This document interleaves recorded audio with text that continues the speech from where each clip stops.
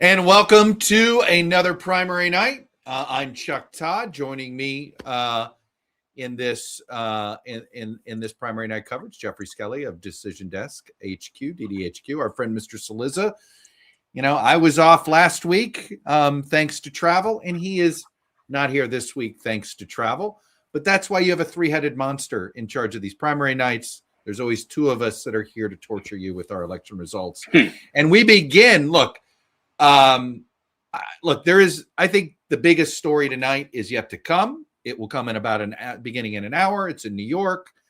But obviously there are primary, it's a runoff night in South Carolina. It's primary day and night in Maryland, New York, Utah. The big story, and Jeffrey, I'm curious if you concur here, is Mamdani's power play, trying to turn the Democratic Socialists into a real power inside the Democratic Party. He has put his name, image, and likeness on the line on behalf of challengers to the establishment, including one sitting member of Congress. So I personally think that's the big story of the night. What else are you watching, Mr. Skelly? Yeah, I mean, I agree. I think that is the sort of the most interesting thing happening is the ideological battles going on in a handful of those primaries in New York City. There's also another contest there that's not so much about ideology as it is about the issue of artificial intelligence, which is the 12th congressional district race to succeed longtime Representative Jerry Nadler. And you've had essentially an AI battle where OpenAI has been funding ads opposing State Assemblyman Alex Boris, and you've had Anthropic funding ads supporting him.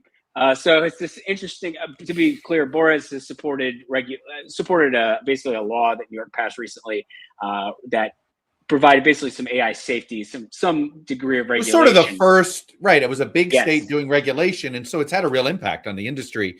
I remember interviewing Brad Carson, who is a former member of Congress in charge of one of these super PACs. Oklahoma, who said if it wasn't for the New York law, he'd have been a victim of surveillance pricing when it came to the Washington Post. He was the one that noted that if you looked really carefully as a Washington Post subscriber, it had to tell you they were doing surveillance pricing. And that's all because of this New York law. It's really almost a transparency law right now with AI. So, you know, Jeffrey, this reminds me a bit of our Illinois primary night because like Illinois, New York, and frankly, Maryland, to a lesser extent, the primaries are the general. So if you're worried about a regulatory structure that's being built for AI, you have to be playing in primaries in blue states or red states because those primaries are going to decide the lawmakers you're working with. No, absolutely. What is interesting about that is you do have some of these larger interests, say crypto, who have one larger organization, for example, has a super PAC that's just spending in Democratic primaries and one that's just spending in Republican primaries, different names, but same folks behind it. So that's a good example, I think, of what you're getting at. Well, look, we're into the election results business, and let's not beat around the bush. South Carolina, those polls closed an hour ago. Had we been up an hour ago, I think within a minute we would have announced this call. Tell us about this call. We have a Republican nominee for governor in South Carolina. Yes. So this one ends up being a default win for President Trump because he endorsed State Attorney General Alan Wilson just a handful of days before the runoff because everything was looking good for Wilson. We had some polling that suggested Alan Wilson was leading. I should make clear, Alan Wilson has been projected and was projected a while ago, 7:22 p.m. Eastern. I'm not worried about your call here, Jeffrey. We're at a quarter of the votes in, and he's got a 2-1 lead. That's pretty good. So Wilson, we should say Pamela Yvette, the lieutenant governor, initially had Trump's endorsement. She narrowly led in the initial primary on June 9th with about 29%. Wilson had 26%. The two of them advanced. South Carolina is a race that requires runoffs because if you don't get a majority. And then most of the other opponents endorsed Wilson. All the polls suggested Wilson was well ahead.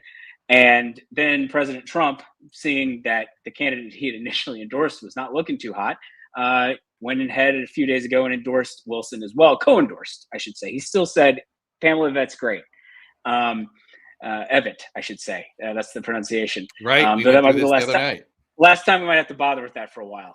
So Pamela Evitt is going to lose, and Alan Wilson's going to win, and in all likelihood become the next governor of South Carolina, which is, of course, a Republican-leaning state.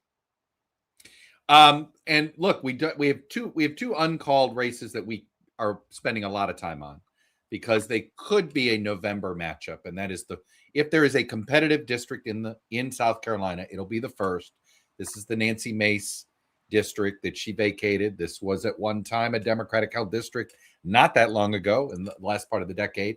It got redistricted a bit more Republican, but as we know, this might not be the best year for Republicans in November. So these runoffs in the first district matter. We've got leaders, but we don't have calls yet. What do we know?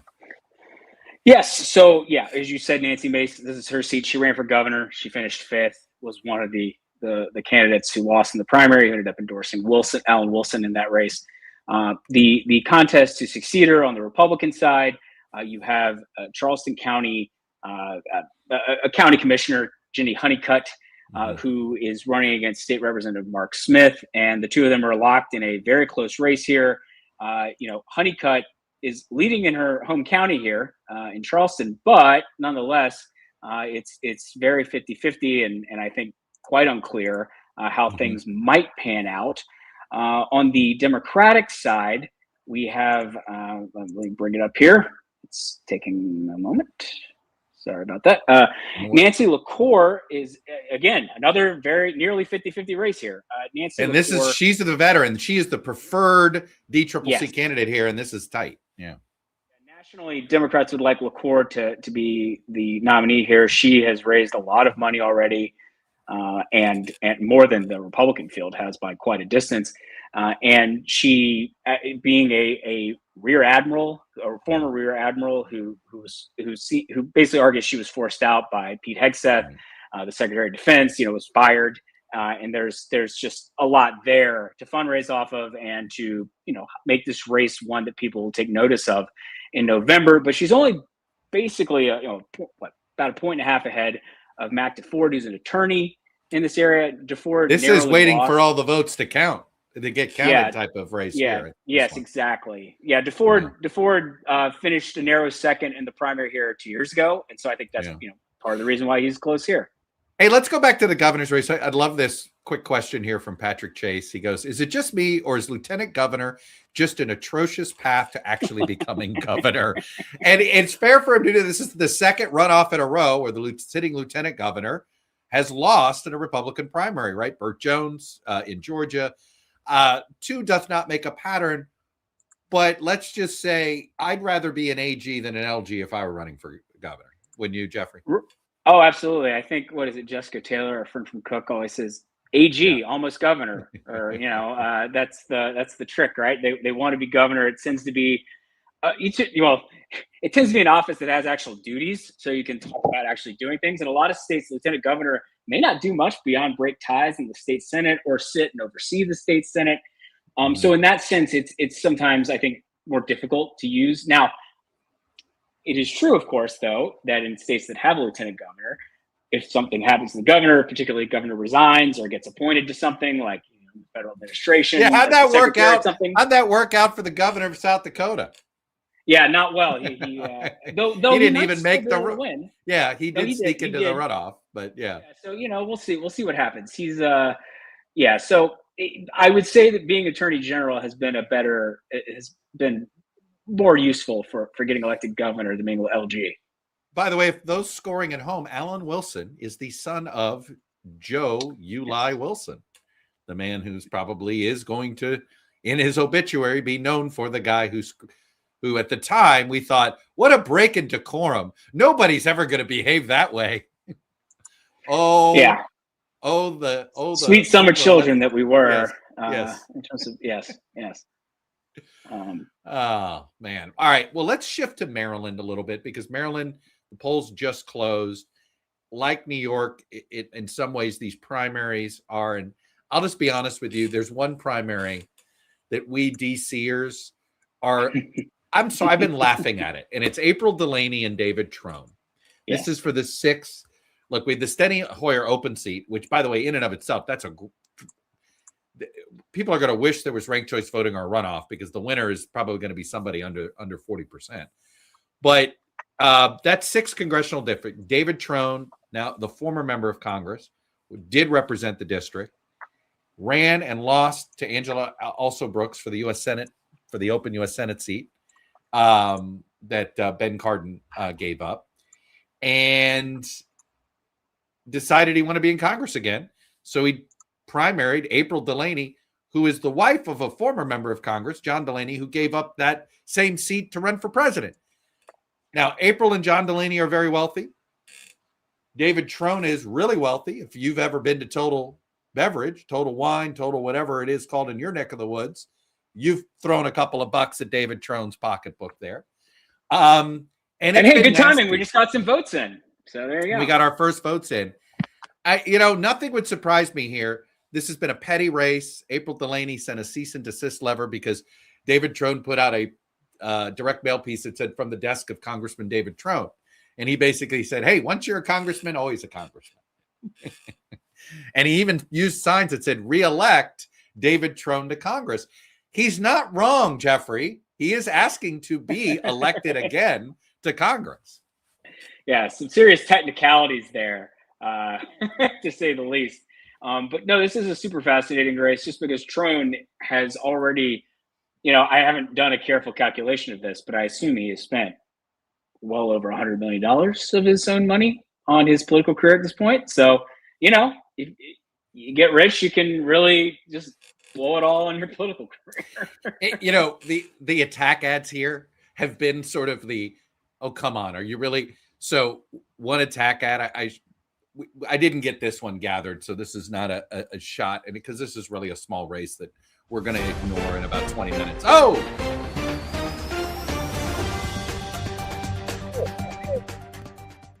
Moore. Oops. Okay. Well, it's official. He's the Democratic nominee. We weren't fully expecting that he was not going to be the Democratic nominee. No, this was certainly not a race that was going to be competitive. But Wes Moore, this is notable, of course, because Wes Moore is very possibly going to be a 2028 presidential candidate. He obviously he has said he's not running. He said he's not a candidate for president. Well, as you know, repeated it a number of times. He's even repeated it when visiting states like South Carolina. No, I'm not running for president, but let me visit the state of South Carolina for just a random reason. Because in my duties as governor of Maryland, let me visit early voting presidential states. Yes. So yes, Wes Moore has one renomination, will be a heavy favorite in November.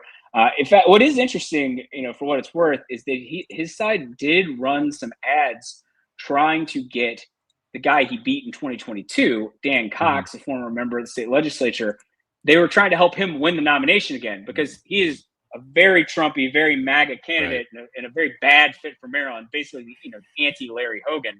And currently, for what it's worth, Cox is ahead. A lot of votes left in Maryland, and it's worth noting, I think, just for any Maryland counts that we talk about tonight, a lot of mail-in voting, and there was a big error made by, I believe, a vendor for the State Board of Elections at sending out mail ballots.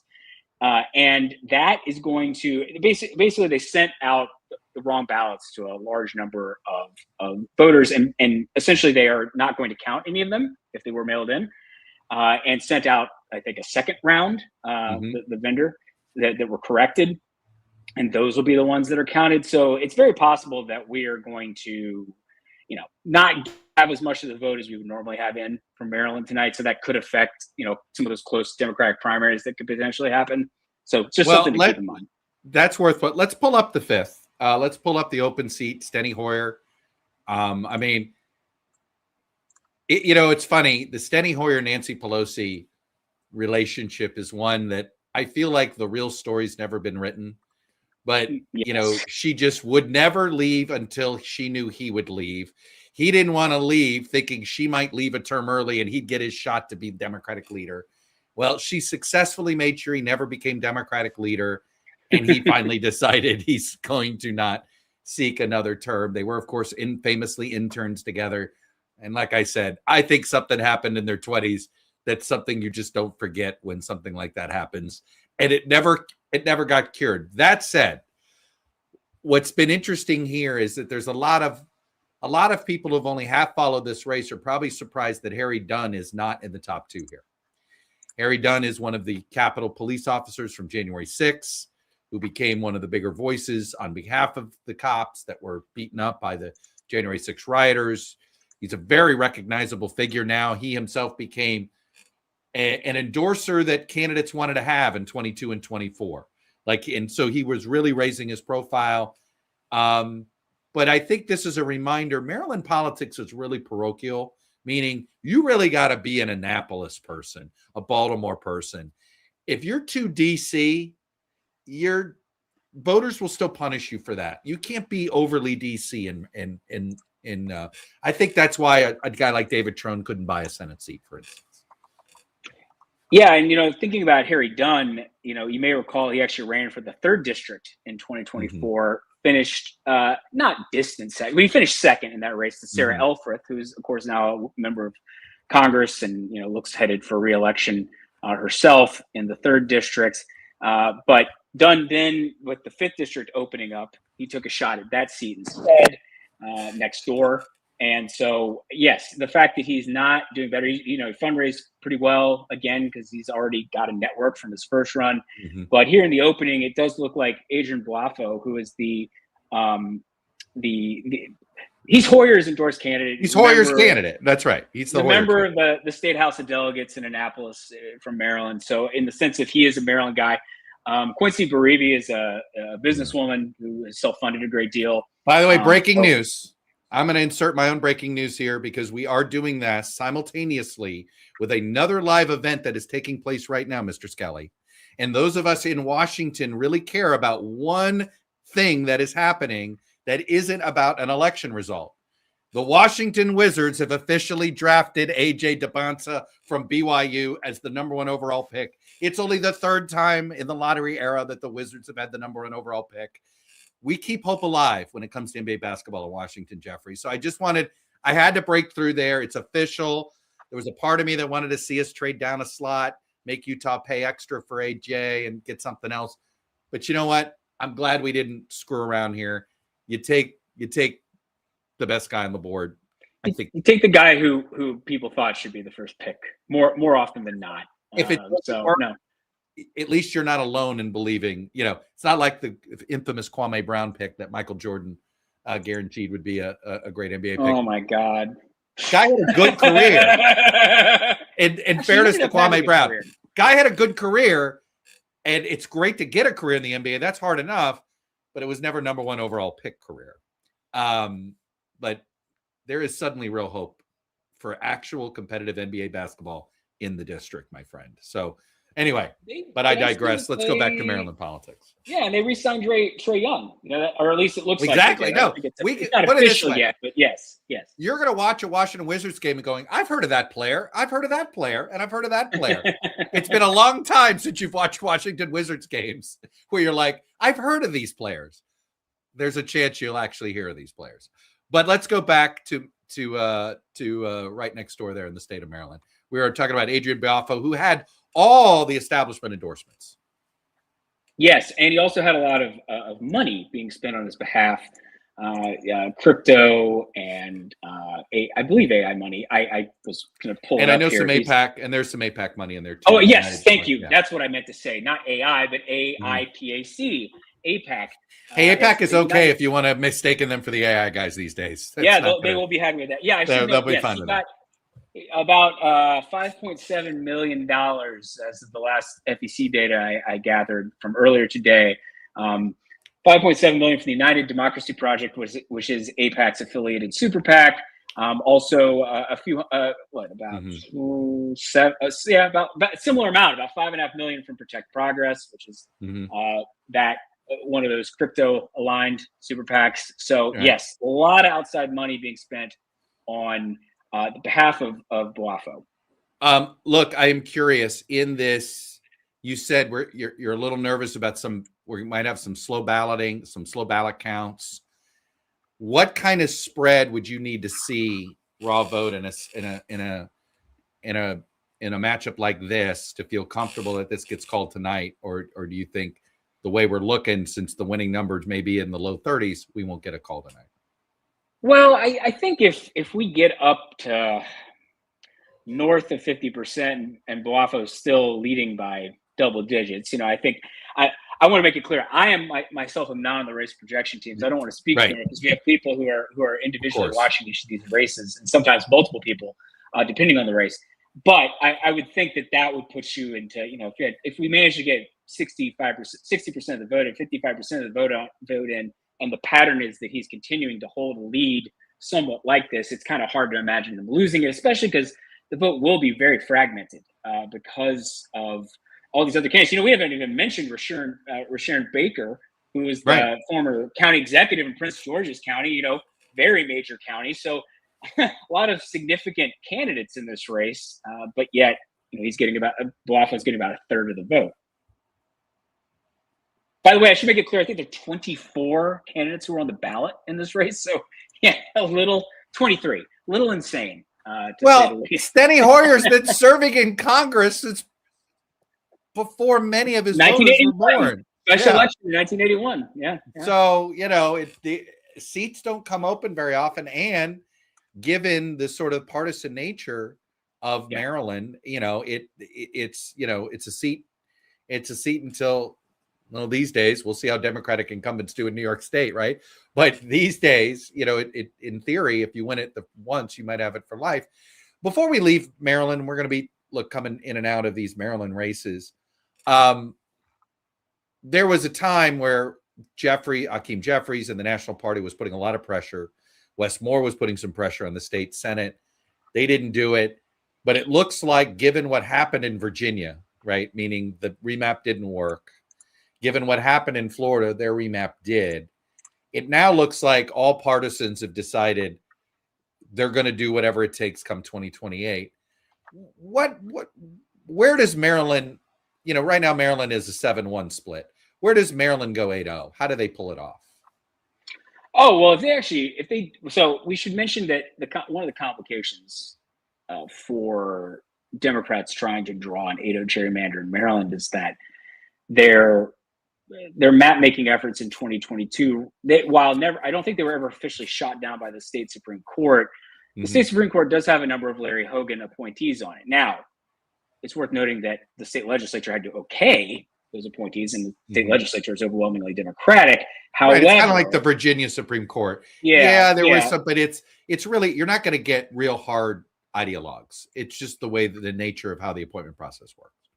Right. So I think the question for Democrats, whatever it is, the solution is for them is to run whatever the Eastern Shore seat is into, probably the DC suburbs. That I think is the most common suggestion I've seen, and would probably. Well, they did. Look what they did to Western Maryland. Remember, that used to always be. We were talking about the Trone April Delaney race. That is one where they basically chopped up Montgomery. They used Montgomery County. Yeah, you can see as it here. A way to dilute, as a way to dilute the more conservative part, essentially the West Virginia part of Maryland.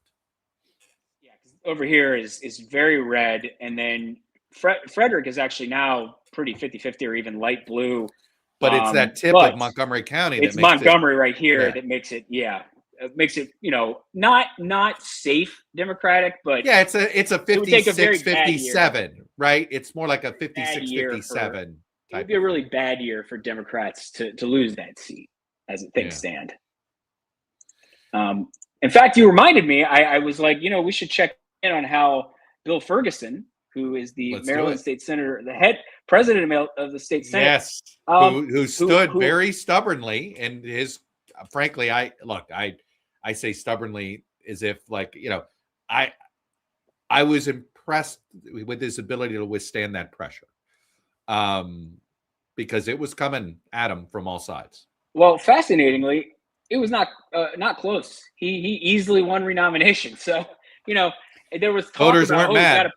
Yeah. he's like, oh, I got a primary challenge. He's got a primary challenge. Well, apparently it didn't really take off.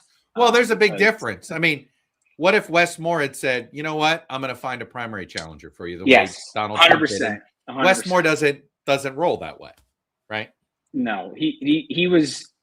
I think if I recall correctly, Moore notably did not list Ferguson as someone he endorsed, but I don't believe he endorsed his opponent either, and was not. Wes Moore is a fundraising machine, so if he wanted, an outside group associated with him to spend money against Ferguson, that was something very doable, right? But Moore also has to work with the state legislature, so you got to be careful about the fights you engage in. Well, for most politicians, at least, you have to be careful about the fights you engage in because it might affect your ability to make, to govern. Let's stick with Moore here. We got a fun little update from the boiler room. There's still 30,000 mail ballots left in the Republican primary to see who Wes Moore's opponent's going to be. But Dan Cox still looks like he has the edge in this because he's been winning election day and he's up already. Yes, there's 30,000 more mail-in ballots, but if you look at this advantage he's got, you'd rather be Cox than Hale at this point. Certainly, and I think if I'm not mistaken, didn't Hale have Hogan's endorsement? Yes, that essentially is the idea. Is basically somebody who could rebuild. Hogan's a coalition is very difficult for a Republican to build in Maryland these days. Well, look, for a hot second, suburban, Well, it's funny. This is the Trump effect. The Maryland Republican Party is a victim of sort of Trump's nationalization of the party, right? When the previous era, the Republican Party accepted the premise that, hey, if you want Republicans elected in Maryland, you better let them be pro-choice, liberal on cultural issues, pro-gun, things like that. And Donald Trump doesn't allow for that to happen, right? You've got in a handful of places he has done this, right? We've seen it in a handful of places in New England, one or two places in Nevada. But, his brand is so toxic to swing voters that it ends, whatever he does, it's a case where he doesn't help in a general election. He only can help in a primary. And it really has made the Maryland Republican Party less competitive in general. Absolutely. I mean, that is the real challenge for Republicans in Maryland. And, it would help them to have a really good year again for their party. Hogan was elected in 2014 and it was obviously helped out to some extent by a very heavily Republican midterm environment. 2022 wasn't quite that. And then you also had Dan Cox, who was very MAGA-y as the nominee instead of someone like Hogan to make it at least somewhat interesting. And obviously Hogan ran for Senate in 2024 and lost. Now he did a lot better than Donald Trump did in Maryland, but winning a federal race is also a little bit of a different animal from winning a governor's race. You'll get a few more people, especially in I think a state that could be described charitably as high tax like Maryland. You might get a few suburban voters who are liberal in social issues and tend to vote Democratic in federal races, who might be open to a moderate sounding sort of anti-tax. Because actually, Hogan got elected as what was a bit of a tax reform. That's right. It was, people were upset about all of the Martin O'Malley tax hikes. On that front. By the way, to answer a few questions, yes, we're going to have guests. I'll be honest, we loaded them up on the New York side of this, so that's going to be coming up. So don't fear there on the guest front. But before we jump, I do want to spend a little bit of time here on the difference in Cox's campaign this fall if he gets to run against Hale versus Wes Moore gets to run against Hale or gets run against Cox versus Hale, and what this means for a potential presidential campaign. He gets to essentially run a anti-Trump campaign if Cox is his opponent, right? Exactly. I think that, he can just pull off all the ads he ran in 2022, which was essentially that, my opponent is Trump's choice, et cetera, et cetera. And it gives him more room. He can essentially be a roar. Wes Moore's strength right now, when people tell me, oh, I think he'll be a great candidate. I think he could be too. But I think a lot of people see what they want to see in him right now. He's a Rorschach candidate. And, kind of, it's what helped Barack Obama early on. Where the less he has to get specific on things, the less he has to take a stand on an issue that might, Yes. and against a Cox, he can kind of do that. Against a Hale, he might get bogged down in some issues that could cause him some primary headaches. No, exactly. I think for, Moore is, as I said, his side of the aisle was actually running, his a group associated with him was running ads. That tells me, by the way, that tells me a lot how nervous they are. Nervous is the wrong word. They're not nervous that they'll lose to Hale. They're just nervous that Hale's going to force them to run an actual campaign, to have to take some questions and maybe take some stands on issues that might upset some early donors or early primary voters. Because, I'll tell you, I interviewed Wes Moore at the Texas Tribune Festival last fall. And my big takeaway was, wow, he sounded, it's going to be easy for people to want to compare him to Barack Obama, African-American candidate, Wes Moore is actually more Bill Clinton when it comes to, I think, his ideology, much more culturally closer to the center than I think Barack Obama was or is. And you could kind of tell the audience picked up on that. The Tribune Festival is very liberal, as you might guess. It's in Austin, right? I saw a Tim Walz event about 3 hours before I did the event with Wes Moore. Tim Walz was all red meat. That audience was eating it up. Wes Moore's not a red meat guy. He's just different, right? And he gets to, if the more he doesn't have to sort of start letting people know he's not as liberal or as progressive as maybe some people wish he were, probably the better off he is. Oh no, I agree. And really the thing with any candidate who's currently holding office, who's looking to run, I do think one of the complications for Moore is that every question he's going to get asked, he's already getting asked these questions, but now if he has to actually start a second term and occasionally do some governing, right. If he hasn't had to answer a lot of questions about how he'll do that governing because his opponent is considered utterly uncompetitive and not having any even a tidbit of appeal to the voters that Republicans would need to have any chance in this contest. Right. That's helpful for Moore, and it'll be a lot easier for him to leave and go on these non-presidential campain trips because he won't be as worried about. Well, that's an excellent point. That if Cox he might not have to do a debate either. Or with Hale, he may have to do a debate. And look, I remember Bill Clinton pledging to serve all 4 years in 1990, and he went ahead and said he already served like 10. I know, and he said, "I'm going to serve my entire 4 years," and literally broke that promise within 9 months. He announced his presidential candidacy in September of 91. I think if I'm Wes Moore, I want to avoid a moment like that. Yeah, because he's good. I will say, yeah, I guess there is really no. I was thinking for a moment, I was like, would there be any upside to having a credible Republican candidate? And then you could be like, look, I'm focused on Maryland. I'm having to run against that. But he's going to get asked every presidential question under the sun. So this at least gives him space to just kind of go in whatever direction he wants to go with his answers. Yeah. And at the end of the day, any candidate who's remotely smart about their political ambitions is not going to be like, oh yeah, I'm running for president, or just like get tongue tied. You should be very ready for that question. It's sort of, it'd be like when Ted Kennedy wasn't ready for the why do you want to be president question in 1979, and right. Wait, everyone's expecting you to run for forever, and you're not. You don't have an answer to this question. Exactly. All right, humor me. We're not at New York yet. I don't want to wait. I don't want to dabble into New York until we're done in Maryland. Let's go back to Maryland 6, because I do think I am curious where this vote has come from. Where about a third of the vote is in. Is it been coming?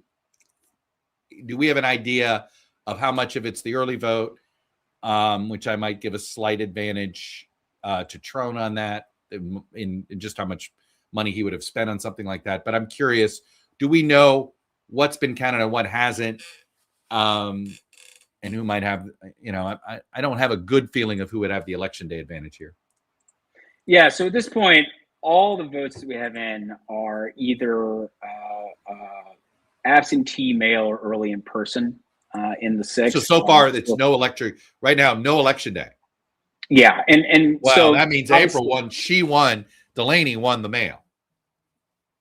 Yes, and so we are getting. I mean, and for what it's worth, she is leading in the place where the most Democrats are, which probably helps her. Well, yeah, she's leading in Frederick and she's leading in Montgomery. So, like at the end of the day, those two counties are going to have the most Democratic primary votes. So, if she can keep doing that would probably be a good sign for her. Because yeah, the farther west you go, the far fewer, especially in the the western corner. But even in Washington County, they're not that many. So it's really about Frederick and Montgomery, and so I think she's got an edge right now, and it'll just be a question of just trying to have more strength in some of the votes to come, and as we get more mail vote, because as I said, we may be missing a substantial chunk of the mail vote compared to some previous elections. But at this point, given what we're watching here, the fact that she has a lead, any mail ballots are going to favor her. Probably. Yeah. I mean, the pattern continues, which I think the patterns like this do tend to continue. I think it's maybe a little harder to say in this instance, because a lot of the times when we are talking about like, oh, what's the pattern in mail voting or election day voting, in a place like California, ballots turned in on election day, we would actually expect the Democratic votes to be a bit more progressive leaning. So if you have like a clear progressive sort of, this was never clean. Like Trone, and that's why they don't have that. You don't have that. Right, Trone was trying to run to her left, like hit her for the Lake and Riley Act vote, and then she hit him for appearing on TV with Ron DeSantis. It was sort of an amusing. That one was like he sat on a CV set with Ron DeSantis, and they agreed on something. That's like when you really know it's a race about. You're just like yes. I mean, the sin was David Trone sat next to a Republican. What are you thinking? But by the way, this race, I didn't realize that my little Wizards interlude here was actually more useful than I realized.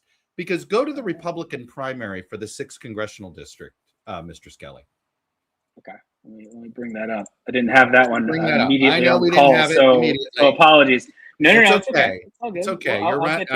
I have you running the board, right? We normally beat you and Saliza for these things, and only one of us here is running this board. So, but and this goes to the real hardcore Washington Bullets fans / Robin Ficker. So, do you know the story of Robin Ficker, Mr. Skelly?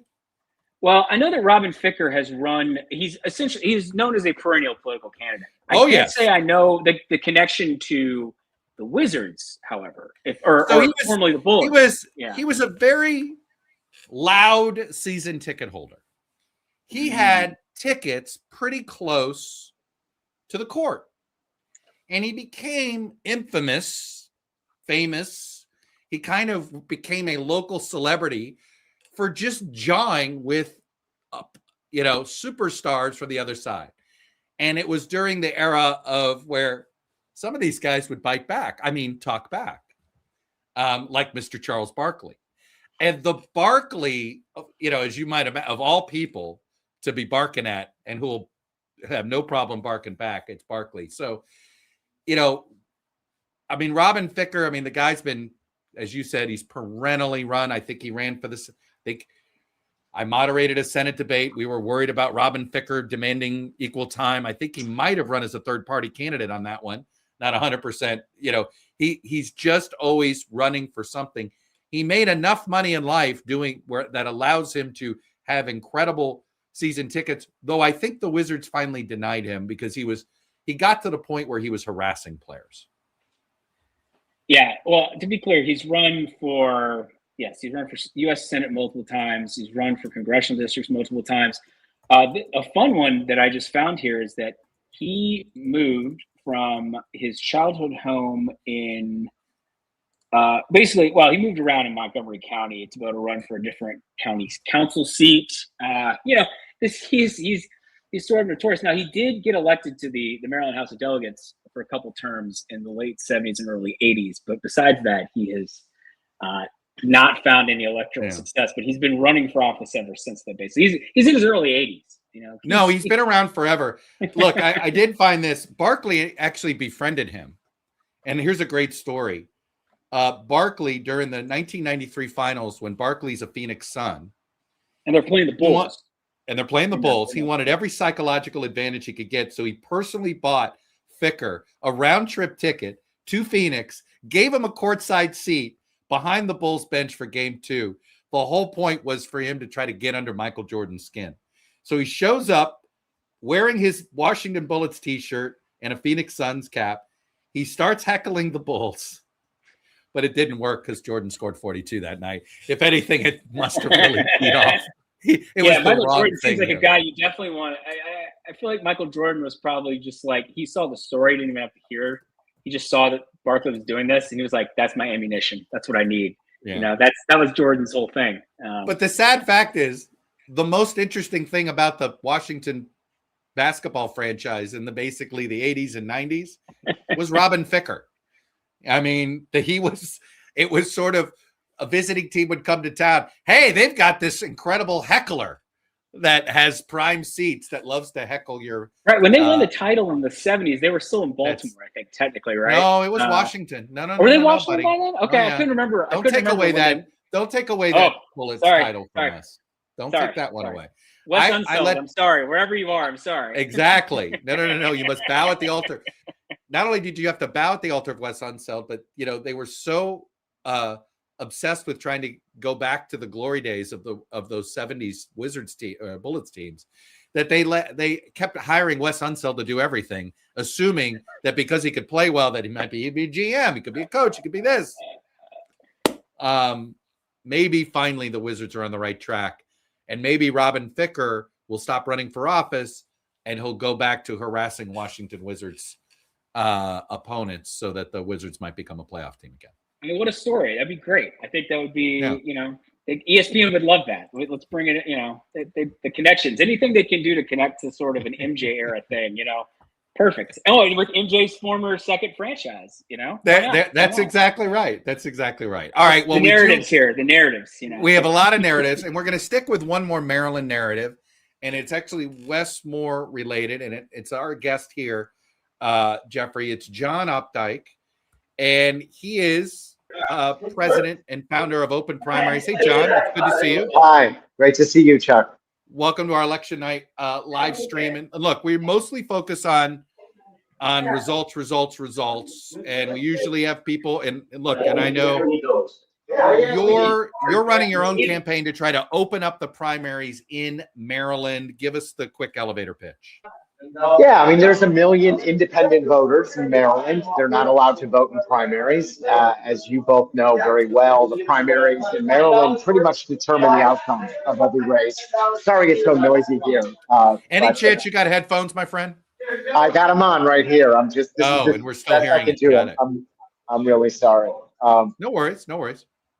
Yeah, there's Tell me about the lawsuit.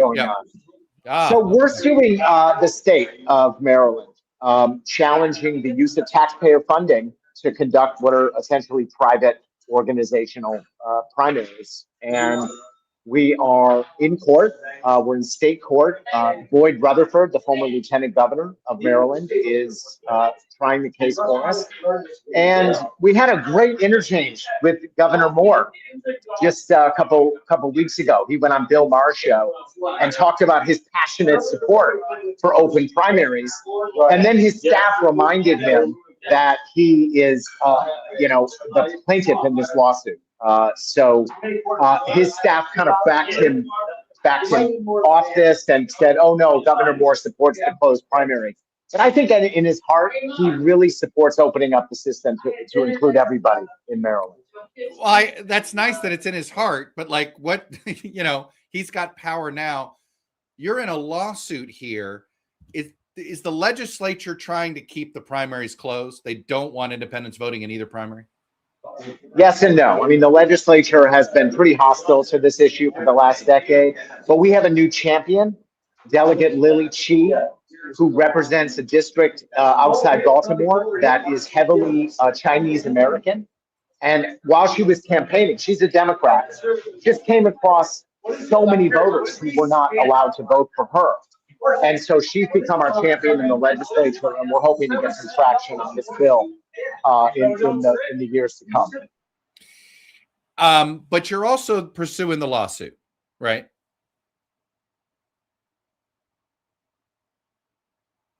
John, are you there?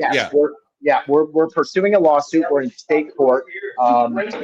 We make a really good point, which is that the parties, they kind of do both sides of the argument. They say on the one hand, we're a private organization. We should be in control of who gets to vote in our nominating contest. And there's a lot of logic to that. They're a private organization. And they want the taxpayers and the government to conduct this. And, you can't have it both ways. You're either a private organization or you're a quasi-public organization. And that's what we're looking for the court to take on. So you're asking the court to make because this has been my premise. The idea, I don't understand how it's legal for the taxpayers to fund. I don't know how it's legal that I have to join a private club to participate in a taxpayer funded event. And I guess what you're trying to find out is this something that only state courts will resolve, or is this something that's got to get resolved all the way at the top? I wish I had a clear answer. We've gone to federal court. We've lost. State court is our best bet at this juncture because there's a number of states, in fact, a majority of states have what's called anti-donation clauses, where you're not allowed to use public money for private purposes. And we're hoping to tap into that. It's also part of the pressure that's building, Chuck, is the number of independent voters. When we first went to court almost 20 years ago, only a third of Americans were independent. It's now half. The new CNN poll that came out this week, 48% of Americans are independent. So we're building a lot of pressure, and we're hoping the courts at some point are going to say, yeah, this really doesn't cut mustard. Where else are you in court? What other states besides Maryland is there active legislation or active lawsuits or legislation? Yeah, we have legislation and lawsuits in Pennsylvania. We have a lawsuit in Wyoming. We had a lawsuit that has been withdrawn in Oregon. We're looking at legal action in New York. We're also looking at legal action in Florida. So there's a lot. We went into court in New Mexico, and although we didn't win, the legislature took us up, and we ended up passing a bill just 2 years after the court. They gave a weird decision in New Mexico. They didn't rule for us, and they didn't rule against us. They basically punted it. But it had a big political effect, and the legislature said, this is something we should get ahead of.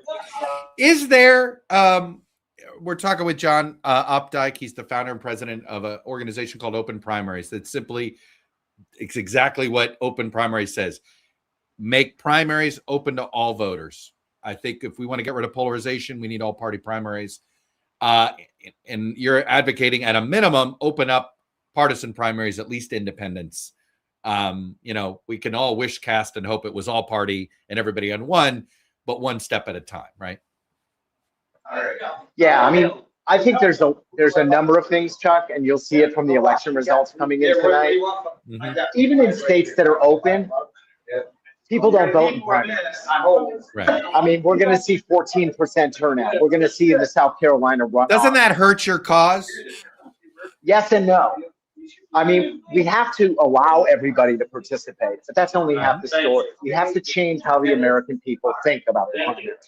Right now, the way we think about them is, the primaries are Comic-Con. That's where the diehard Star Wars fans go. I just go see Star Wars in the theater. And all the decisions are made in the primaries. And people don't know that yet. They still think of the November election as where they get to make their voice heard, but they don't in so many states. And gerrymandering has really contributed to this, but there's a lot of factors. And there's some really interesting work being done around the country to change the public's understanding of the importance of voting in round one, not just in round two. And look, before I let you go, because I know you got a crowd there, I believe it's a violation of a citizen's constitutional right to have a taxpayer-funded primary that keeps citizens from, that forces you to join a private club, that it's no different than a poll tax. Is that settled anywhere? That, to me, I feel like that's a question that's never been asked or answered by the highest court in the land.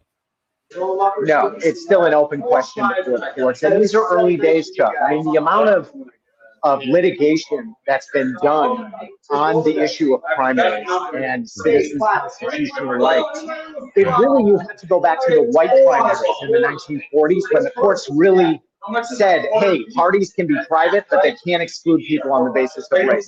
There's a whole new set of things that have to be decided now, and I'm confident they're going to get a bite at that apple in the next decade. Well, it's I think sometimes it's, big changes in politics, it's like the hockey stick moment in business, or it's like bankruptcy. You think you're not making any progress, and all of a sudden there, you get your moment. And it sounds like you're hoping that you gather enough steam in enough states and enough pressure, and then at some point this just breaks wide open. Yeah, I mean, we're putting pressure on Mayor Mondani and his charter commission in New York City, where 1.2 million people can't participate. And hundreds of independent voters are showing up and testifying. And our message is, we're not going away. Our numbers are rising, and we're not willing to join a party in order to vote. We put 10 years of pressure on the legislature in New Mexico. We got it. And just today, you're going to be happy to hear this, the City Council of Washington, D.C. voted to fund the open primaries that the voters passed 73%. So you're 100% right, Jeff. It's about pressure. And we don't know when we're going to break through, but I'm confident that we will. Look, if any of you watching this are into this type of reform, go check out what John's organization's all about at Open Primaries.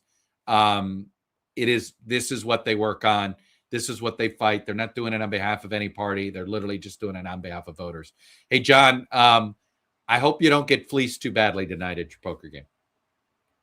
I'm not at the poker game. I had a poker game invade the room that I'm doing this Zoom from literally 60 seconds before I'm due to go on. A bunch of guys came in and decided to play poker. So I'm kind of at a loss here.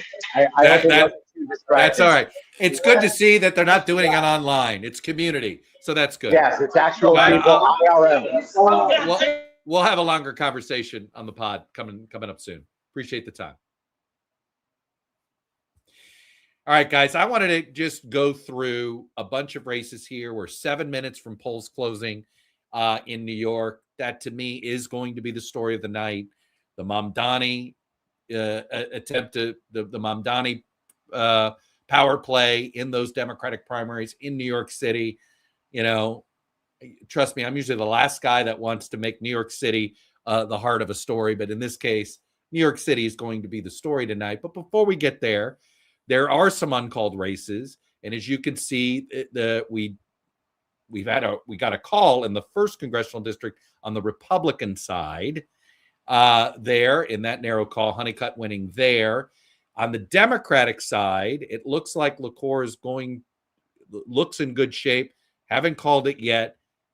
She is the one. Nancy LaCour is the candidate that Democrats think gives them a better chance. She's a veteran. Gives them a better chance of putting that race in play. So we got the Republican side called, still waiting to call on the Democratic side. We will keep you up to date there. Let me go through quick Maryland updates. Wes Moore, obviously the Democratic nominee. He's waiting to find out, does he get a Trumpy candidate in Dan Cox in a rematch? And he gets to run essentially a layup general election. Doesn't have to take a lot of controversial positions, isn't going to get pressured with moderate stances, or does he have to face the Larry Hogan endorsed candidate in Mr. Hale? who would, look, Wes Moore is not going to lose re-election. The question is, what type of re-election campaign does he have to run? And all depends, as Mr. Skelly reported, there was an affiliate group of Wes Moore's that actually wanted to make sure voters knew that Mr. Cox, Dan Cox, there was too conservative,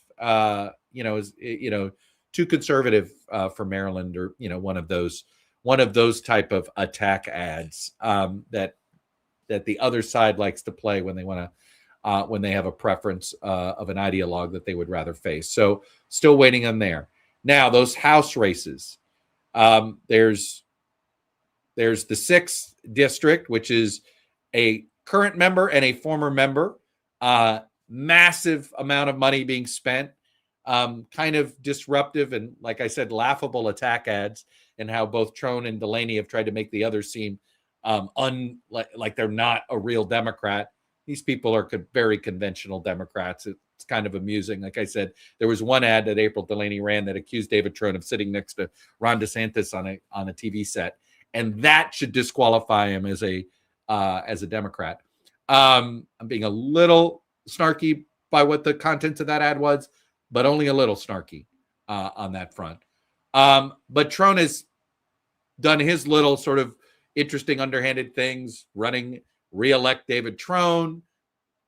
In theory, he is asking to be elected again in that district, so I guess you could say to re-elect. He gave up that seat to run for the U.S. Senate in 2024. He lost the Democratic primary to Angela Alsobrooks. And David Trone, who's got plenty of his own money, he's Mr. Total Beverage. If you've been to Total Wine, then you have helped contribute to his campaign for Congress here. But look, as Jeffrey lets you know, we are a bit concerned that there's going to be some ballots that will come in late, and we might not necessarily are able. And if some of these races are close enough, and being in low single digits like this one is, might not be able to call this in. However, most of the vote you've seen is early vote.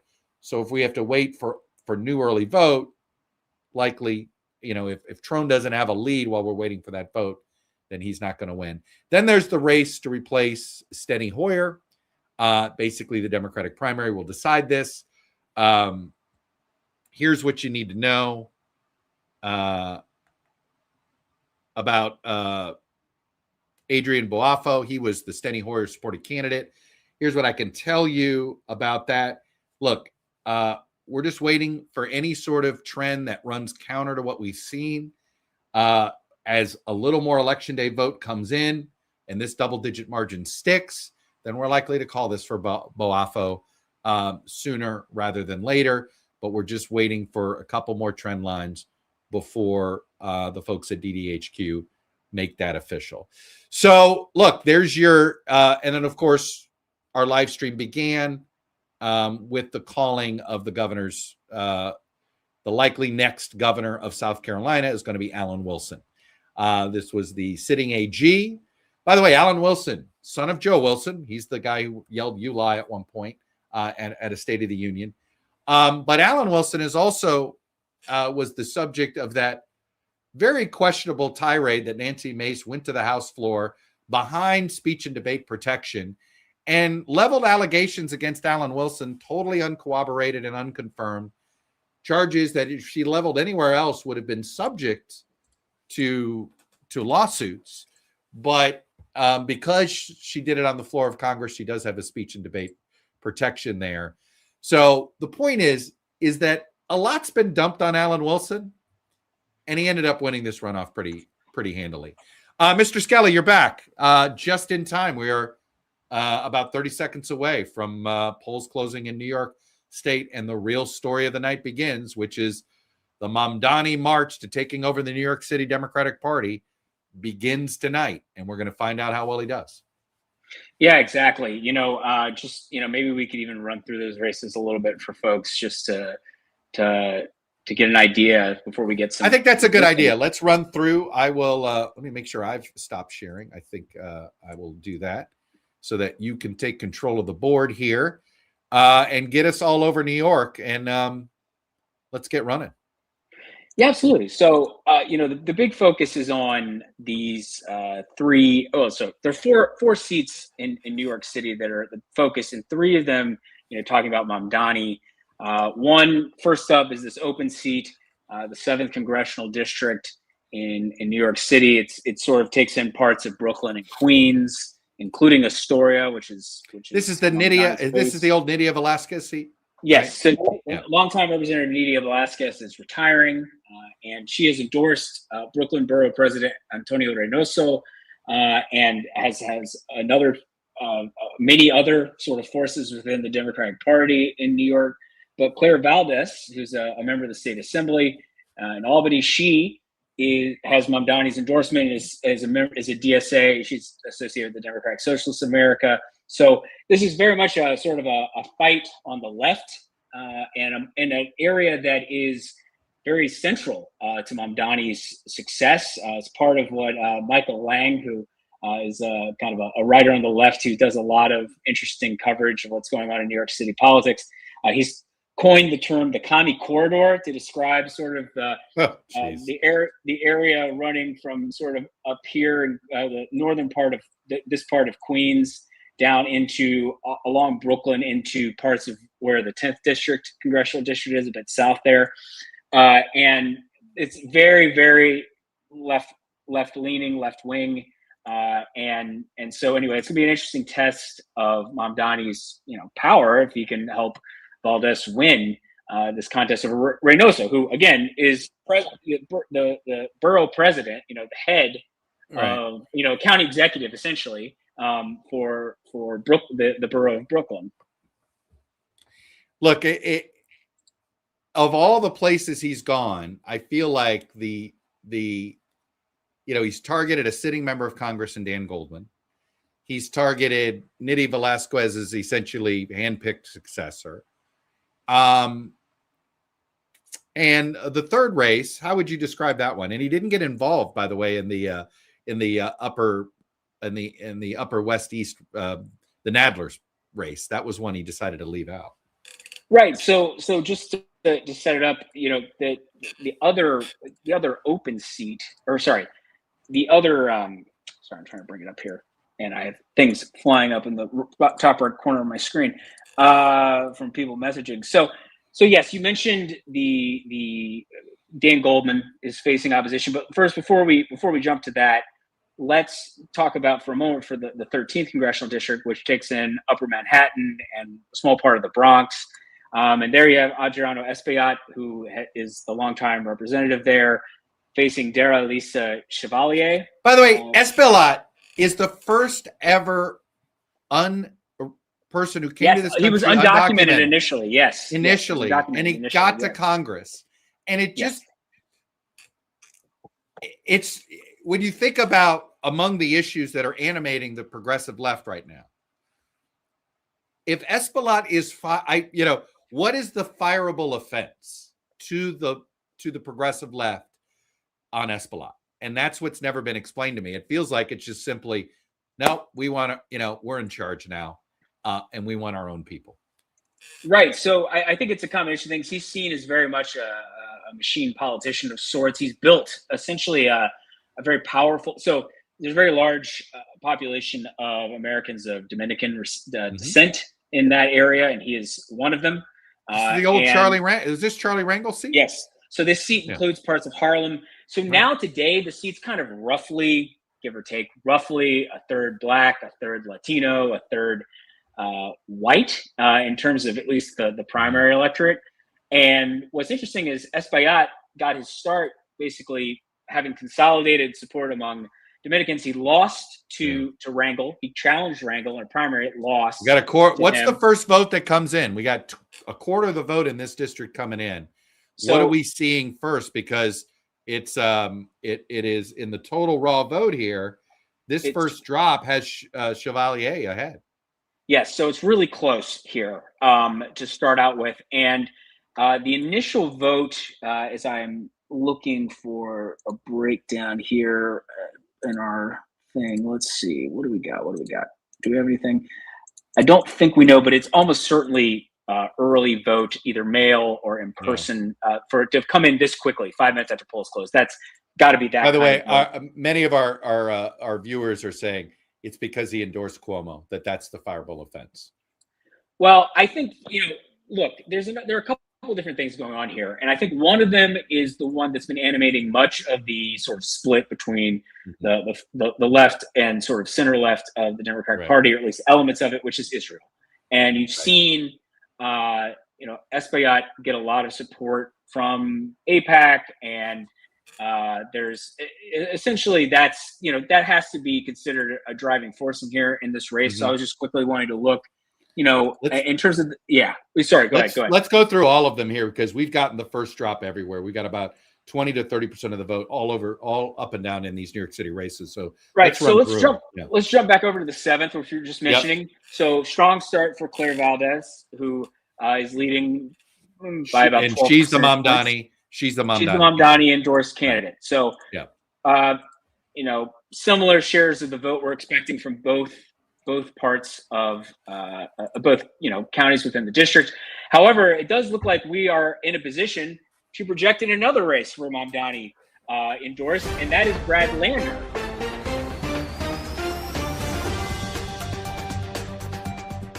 All of the night, victory from Mamdani. Yeah, that Brad Lander has defeated Daniel Goldman, the sitting Democratic congressman from the 10th district. Goldman, I think, there was a decent chance he was going to be in trouble regardless of Mamdani's involvement here. Well, but I do think that specifically, though, it does help that Lander, because he had allied himself with Mamdani. Remember, Lander finished third in the mayoral race and encouraged his supporters to make Mamdani their second choice.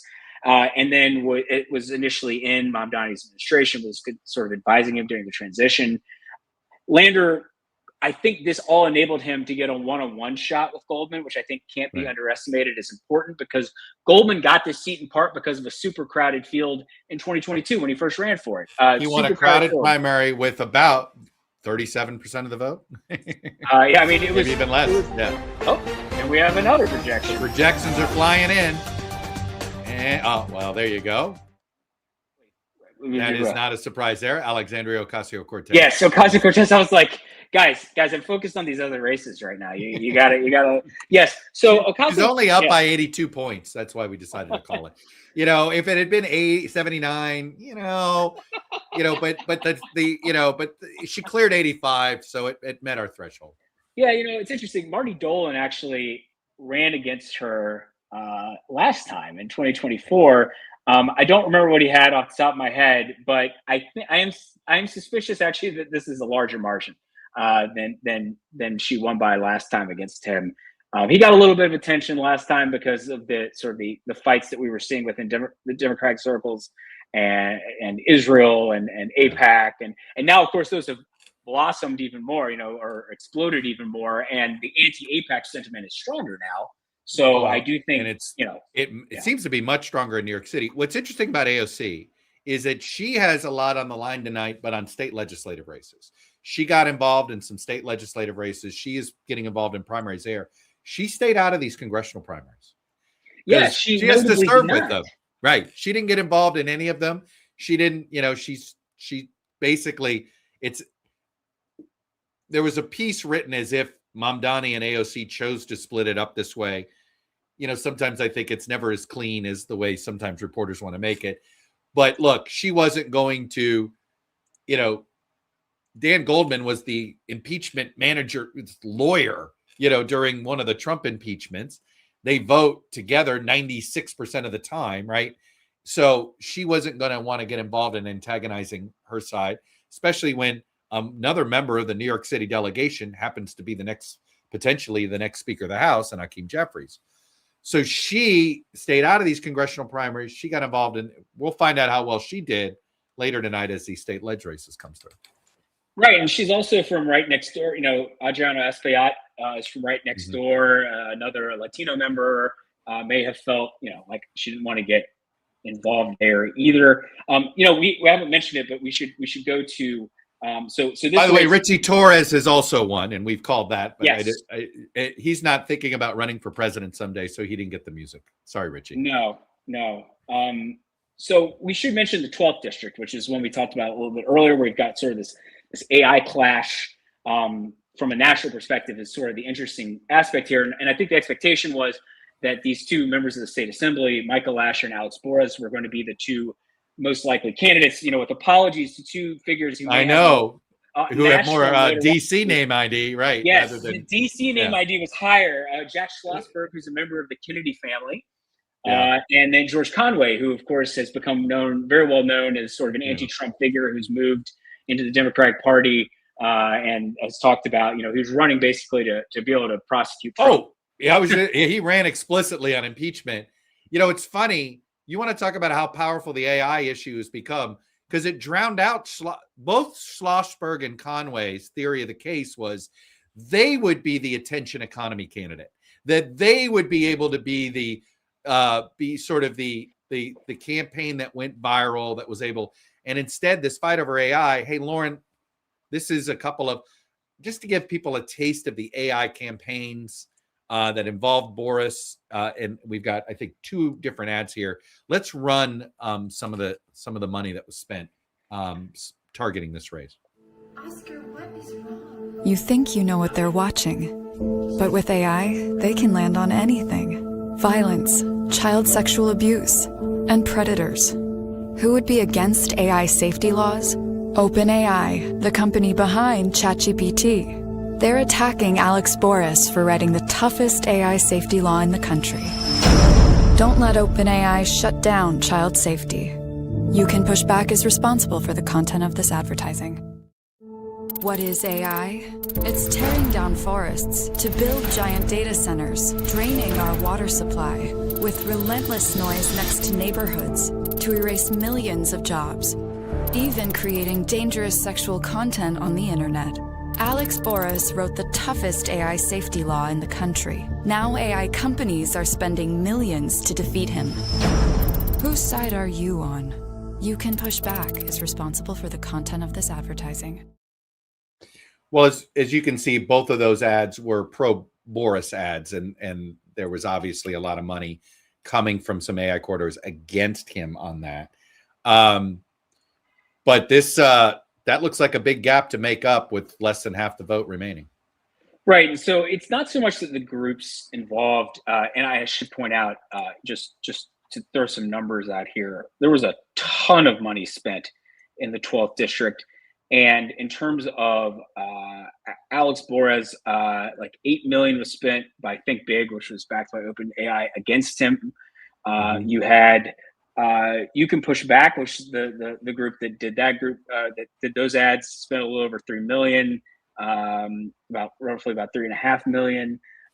Jobs and Democracy PAC, which I believe is a crypto PAC, or perhaps there's another one. In fact, you know what? I have a cheat sheet here provided by City and State New York. That was so nice.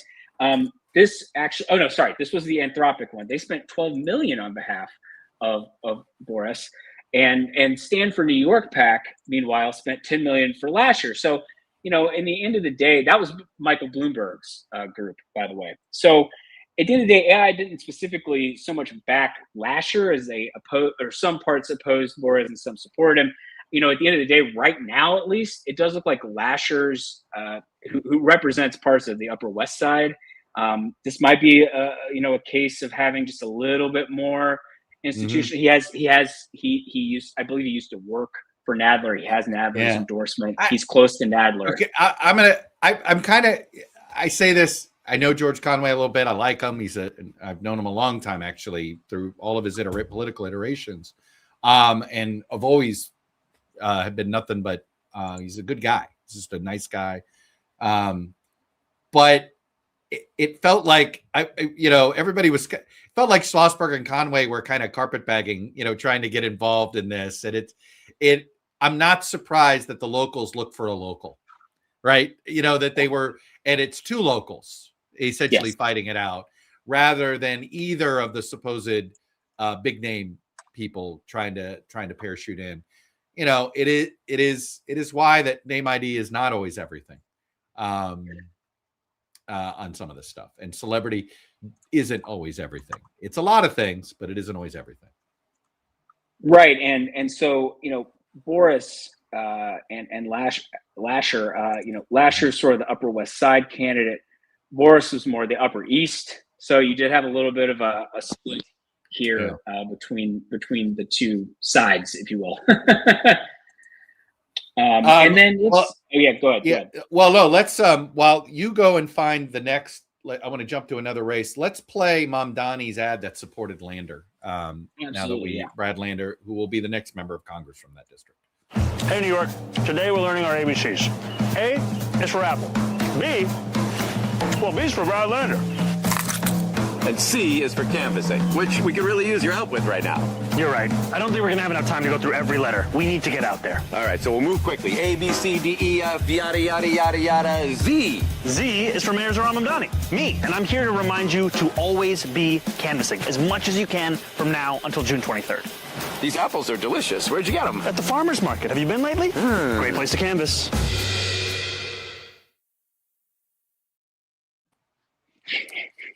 There you go. And he had done that other ad during the NBA Finals that had Lander and I believe Chevalier and the third Valdez. Valdez in there, where as sort of like, hey, this is the Mamdani ticket. Well, I will say this: while they're all DSAers, they don't ever talk about the DSA. Right. I mean, I think it's one of those things where, from a district-wide standpoint, they're relying in part on DSA for organizational help. They're not necessarily, I think, leading with that. I think they're talking about issues. And we were just mentioning Valdez, who's the other candidate there, and she's out to an even bigger lead. It looks like in the 7th district Democratic primary race. We've got a little over half the estimated vote. I was just going to say that's probably got the boiler room. That's got the boiler room thinking about. If the Brooklyn borough president is trailing in the Brooklyn part of the district, that tends to be a bad sign. That's a bad sign, and you probably can. I think that tells you. Look, I mean, I think in fact, what is up? And hey, would you look at that? Perfect timing. And there she is. Projection for Claire Valdez, state assemblywoman. So Mamdani 2-0. Mamdani is 2-0 in those sort of big three races that are part of the quartet that we're interested in. Remember, he did not endorse in the 12th district race, but it's the 7th, the 10th, and the 13th. So Valdez has won, Lander has won, and the 10th, and now the other race, and this one's looking super close. Is the 13th, where Adriano Espaillat is basically running about even with their Elisa Chevalier, who is sort of a community organizer. She's a doctoral student at Columbia, has had a history. So we've talked a lot about Graham Plattner's history of controversial online posts. She has had quite a few herself, some that she has said, I regret saying those things, kind of, trying to walk it back in the past. But right now this race is super close. So, I think it is good news for Chevalier that most of the vote is left out in Manhattan compared to the Bronx, where Espaillat is obviously doing a lot better.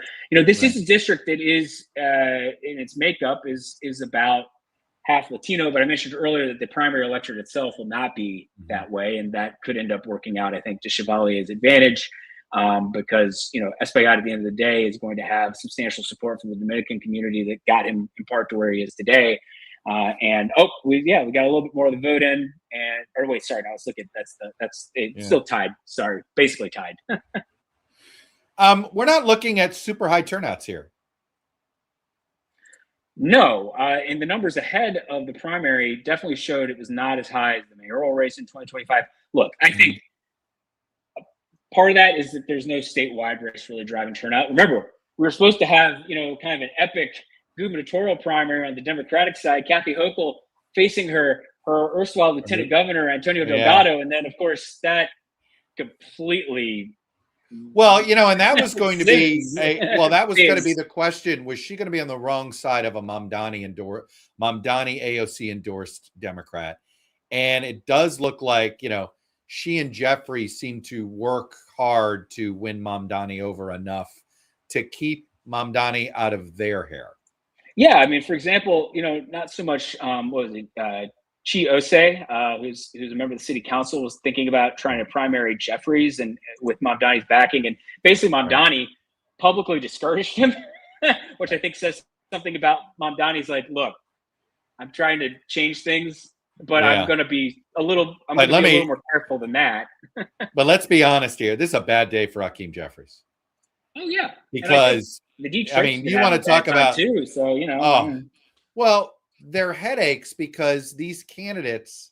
Now, look, I don't think guilt by association works very well, and I know that Republicans with the House candidate, they're really hard. They're going to try to say, "Hey, these Mamdani people over here, they're now coming for you in Missouri or in Illinois or Iowa."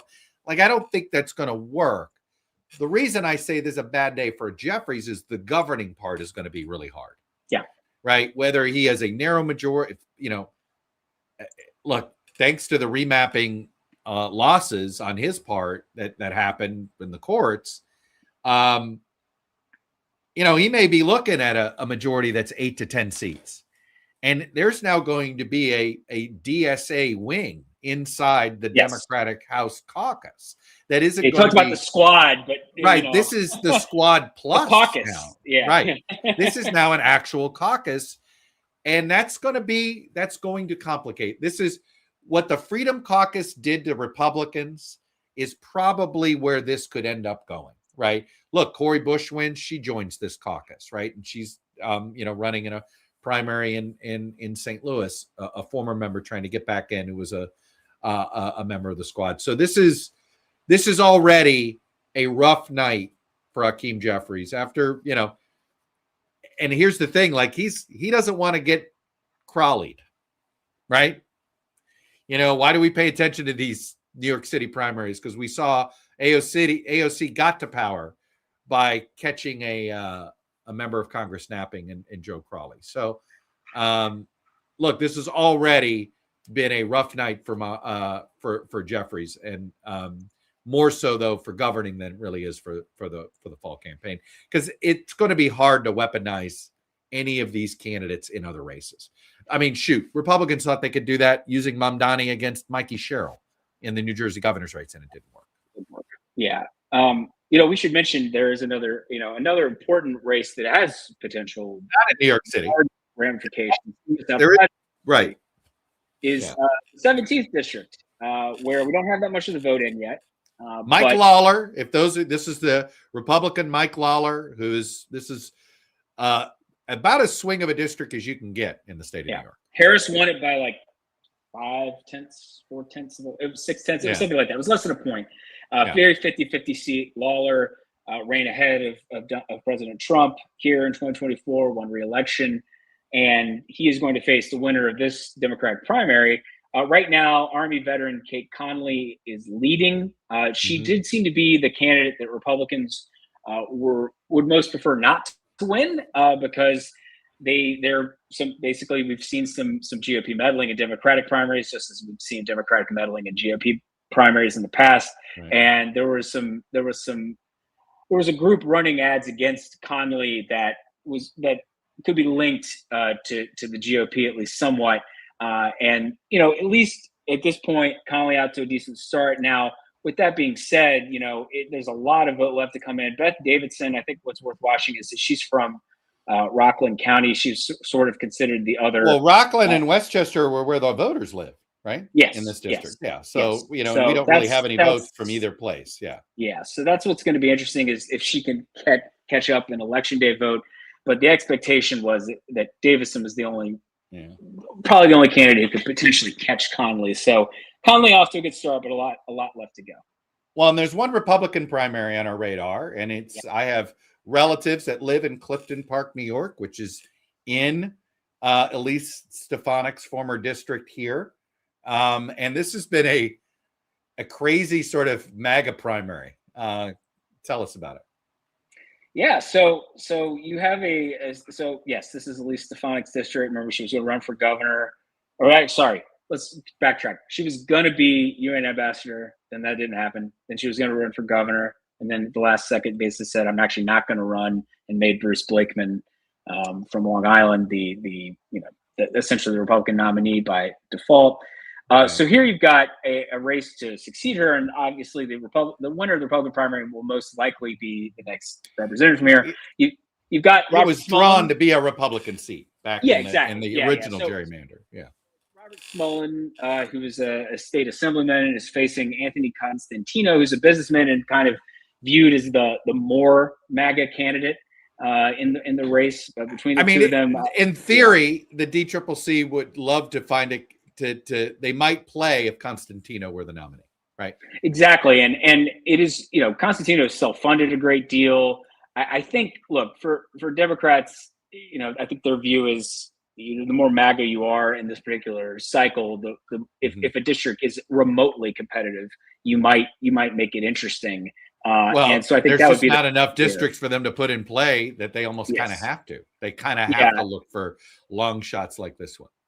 Right. And so for this seat, to be clear, this is a seat that President Trump cared by about 20 points in 2024. So, probably not. I was just going to say the best special election nights have been a 14 or 15 point overperformance, right? 20, you're asking a lot. So you need something really special, I think, to actually, flip this district. But I do think that Smullen, as a elected member of the state legislature, probably a more your floor is probably not as low compared to Constantino, but I do think at the end of the day, the winner of this is going to almost certainly be the next representative. 100%. Well, there. Let's go back there. I think we've got our guys. We got a note here going back to the 12th. We can go back there that we may not get a call tonight.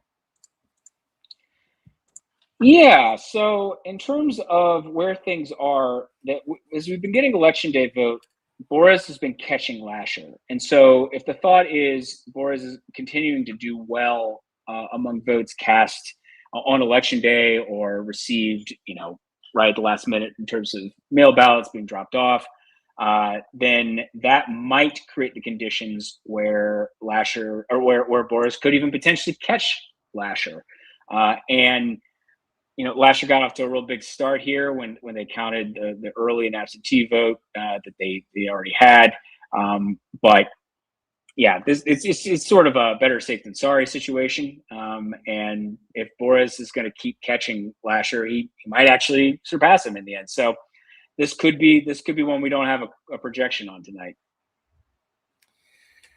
Well, and it's interesting with do we have a general sense of the percentage of election day voters in New York versus there? Because this used to be a case. New York has some of the worst election balloting laws there are. I think every Republican talking point about the arcane Byzantine nature of New York is factually correct. It has always been an undemocratic place. It has been terrible. It has gotten better in that they've made early voting more possible than before.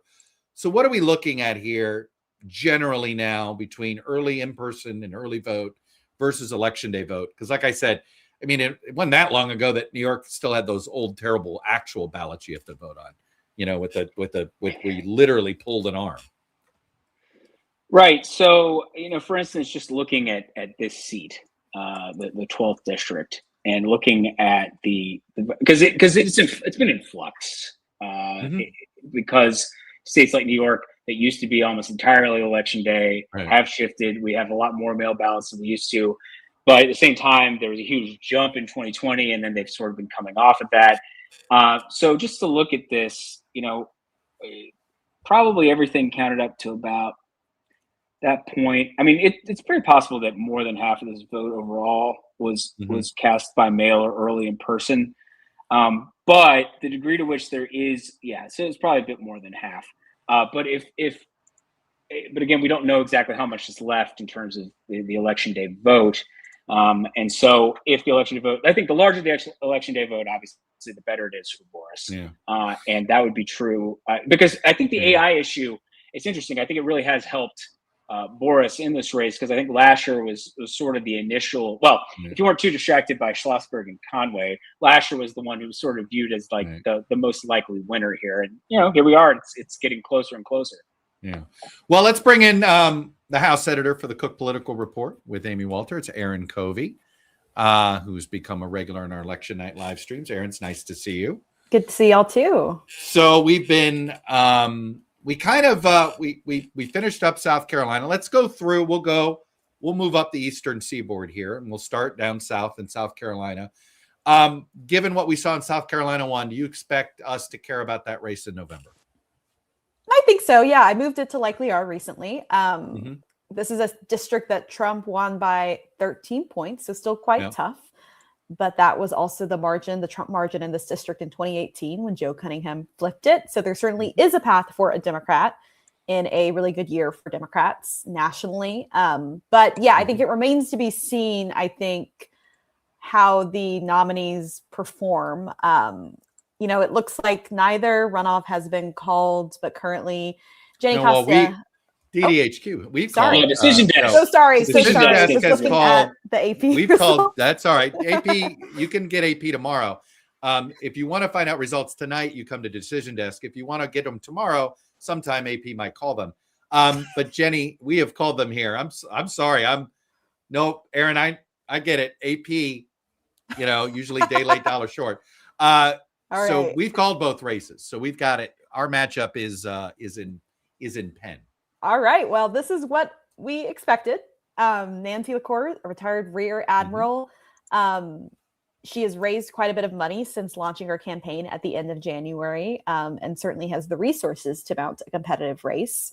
And then you have Jenny Costa Honeycutt, who is a Charleston County councilwoman. I think between her and Mark Smith, her opponent, she has more potential crossover appeal, just because she has experience representing one of the more competitive parts of this district. But, we'll see how much the national parties decide to invest here. There hasn't been a lot of general election polling, but, I would expect that Trump may not be underwater here, but he's probably close to it, given what we've seen nationally. Well, given the shrinking battlefield of competitive seats, D-Trip kind of almost has to put it. If they can't put a seat like this in play, they kind of run out of seats to target, right? Yeah, I mean, I don't think this is certainly not a must-win for a majority, but it's one that they should be putting in play in this sort of environment. Right. And they have at least 24 better probably pickup opportunities. Right. But this is right in the 20s, I would say, if you're looking at the seat number. Moving into Maryland, look, Maryland, and I know your friends at AP may not have called this, but we have called it for Mr. Mr. Boafo, as the Adrian Boafo is the heir apparent to now Steny Hoyer. The one race we have not called is April McLean Delaney and David Trone, which has gotten we got a lot of vote out, and it's now only a 3-point margin. Yeah, I mean, I've thought that McLean Delaney was the favorite. I think that's probably still the case. But Trone has spent now, I think, definitely over $100 million in total across the various offices that he has run for over the years. So he is a known entity. And yeah, I mean, I think this is a weird race to write about because there really aren't that many ideological divides. These are two fairly moderate. I know. I've been joking that she basically attacked David Trone for sitting next to a Republican on TV once. Like, yeah, it's like that. It's that kind of like, there's really no differences between us. So here's one, Yeah. And he's kind of implying that he has Hillary Clinton's endorsement in one of his ads, which is funny. But, I mean, I think Trump doesn't have a lot of friends in the Maryland political establishment. No, so they all seem to endorse Mr. Delaney. Yeah, he burned some bridges opposing Alzo Brooks, I think, at the end of the day. Yeah. I have to tell you, whoever the consultants are for David Trone and Tom Steyer, I hope they've invested. I hope they have invested their money well, because I don't know if anybody's going to ever hire them. Certainly not other rich people will hire them, because they know how to spend money. They don't know how to put it to good use to win. Well, I noticed, which was weird, Trone commissioned polls from two separate pollsters, Impact and I believe it was GSG, around the same time, which I think is odd. I've never seen any other campaign do that. But it seemed it was a little bit of a desperate move, because then he released them all at the same time and was like, look, I'm up 3 or 4 points. which is Well, when you're lighting money on fire, who's to say you don't want to do it faster? Why not? Yeah. Yeah. If you ever saw the movie Brewster's Millions, he had to spend $30 million in 30 days. So sometimes you have to just, hurry up and spend money and literally burn it out. All right, let's move to New York City. First, the Mamdani story. This is, look, I am categorizing it this way, Aaron. Pretty bad night for Hakeem Jeffries if he becomes Speaker Jeffries, simply because he's got his own Freedom Caucus that's starting to build, and it's in his New York City backyard. I think that's right, though. I'm not sure if Brad Lander's necessarily in it, to be fair. I think so Mamdani endorsed 3 candidates across these primaries in New York. 2 of them, Claire Valdez, who's won the primary for the 7th district, and Daria Liza Avali Chevalier, who is currently neck and neck with the incumbent Congress member, Adriana Espaillat. Those 2 are, DSA members. They would be among the furthest left members of the House if they were elected. Lander is not quite, he's certainly very progressive, but he's not quite as lefty as these folks. And, he was backed by Elizabeth Warren in the primary against Goldman. And Goldman has always had issues on his left wing. He won the 2022 primary against a split field of progressives and only got like a quarter of the vote. Right. So I don't think that is a huge surprise that he's going down. I think the more interesting race is in the 13th district, in my opinion. And hey, let me just jump in here real quick, because Jonathan in our comments was asking about why we showed at the time when he asked this 82% reporting. I believe this was in the I forget which one of the districts it was in. I think it was probably this one. No, it's all been in the 80s. Yeah, and things have been ticking up. So it was probably this one, actually, the 13th district. Yeah. But whereas the New York State Board of Elections said 73%, and there could be a number of reasons for that. One is that we have our own internal estimates for what we think that the vote is going to be. By the way, we actually have and Decision Desk actually has their own people at these. There are times where we'll just get the number faster than the Board of Elections will, right? Yes. Yeah. So it's a combination of things, and one of them, I think, at the end of the day, look, we are estimating. It depends on the state, but New York is one where we feel better about this. But we contact registrars, regardless of the race you're talking about. We're contacting registrars in counties, or in this case, the city of New York, and trying to find out how many votes were cast in certain areas. And all of that helps inform our estimates. What exactly the New York State Board of Elections website is using, I don't know. It might be precincts reporting, which in this day and age is not terribly helpful. But anyway, that's the reason why you might see some, and you might see, what the AP shows might vary, not just because, we might have the vote counts a little faster than them a lot of the time, but also because their internal projections might differ in terms of what they think the final vote count is going to be. And those numbers move. That's the thing in the day and age we're in now with such higher totals of absentee voting and early in-person voting. We have, in some cases, especially the early in-person voting, sometimes we have a lot more information about potential vote counts. But at the same time, that makes like percentage precincts reporting. No one uses that anymore, realistically, because it doesn't really tell you anything, since not 99% of the vote is election day anymore. But at the same time, that then does create variation in terms of the estimates. The estimates can change over the course of the evening as we get more vote information about election day totals. Maybe they're higher than we expected, maybe they're lower than we expected, and so we adjust sort of our denominator, our estimated denominator, as things go on. So those numbers do move around a bit as well. So as you can see there, Aaron, I mean, this one we got to wait for all the votes to be counted, and it's super tight. Which this is going to be the New York City race of the night, it looks like. So yeah. But hey, let's move outside of New York City because we have actually just got a projection, it looks like, in this race that I wanted to talk about. There we go. There it is. We've called it. Do we have the music? Yes, we do.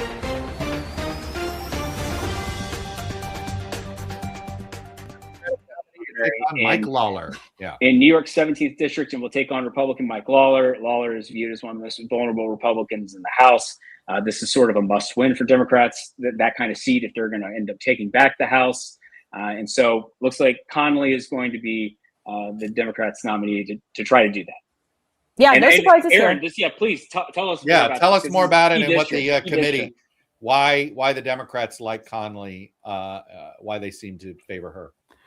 They like her because she's got that classic NatSec background that did so well in 2018, and she's also raised a ton of money and has a lot of allies who spent a lot of money for her in the primary as well.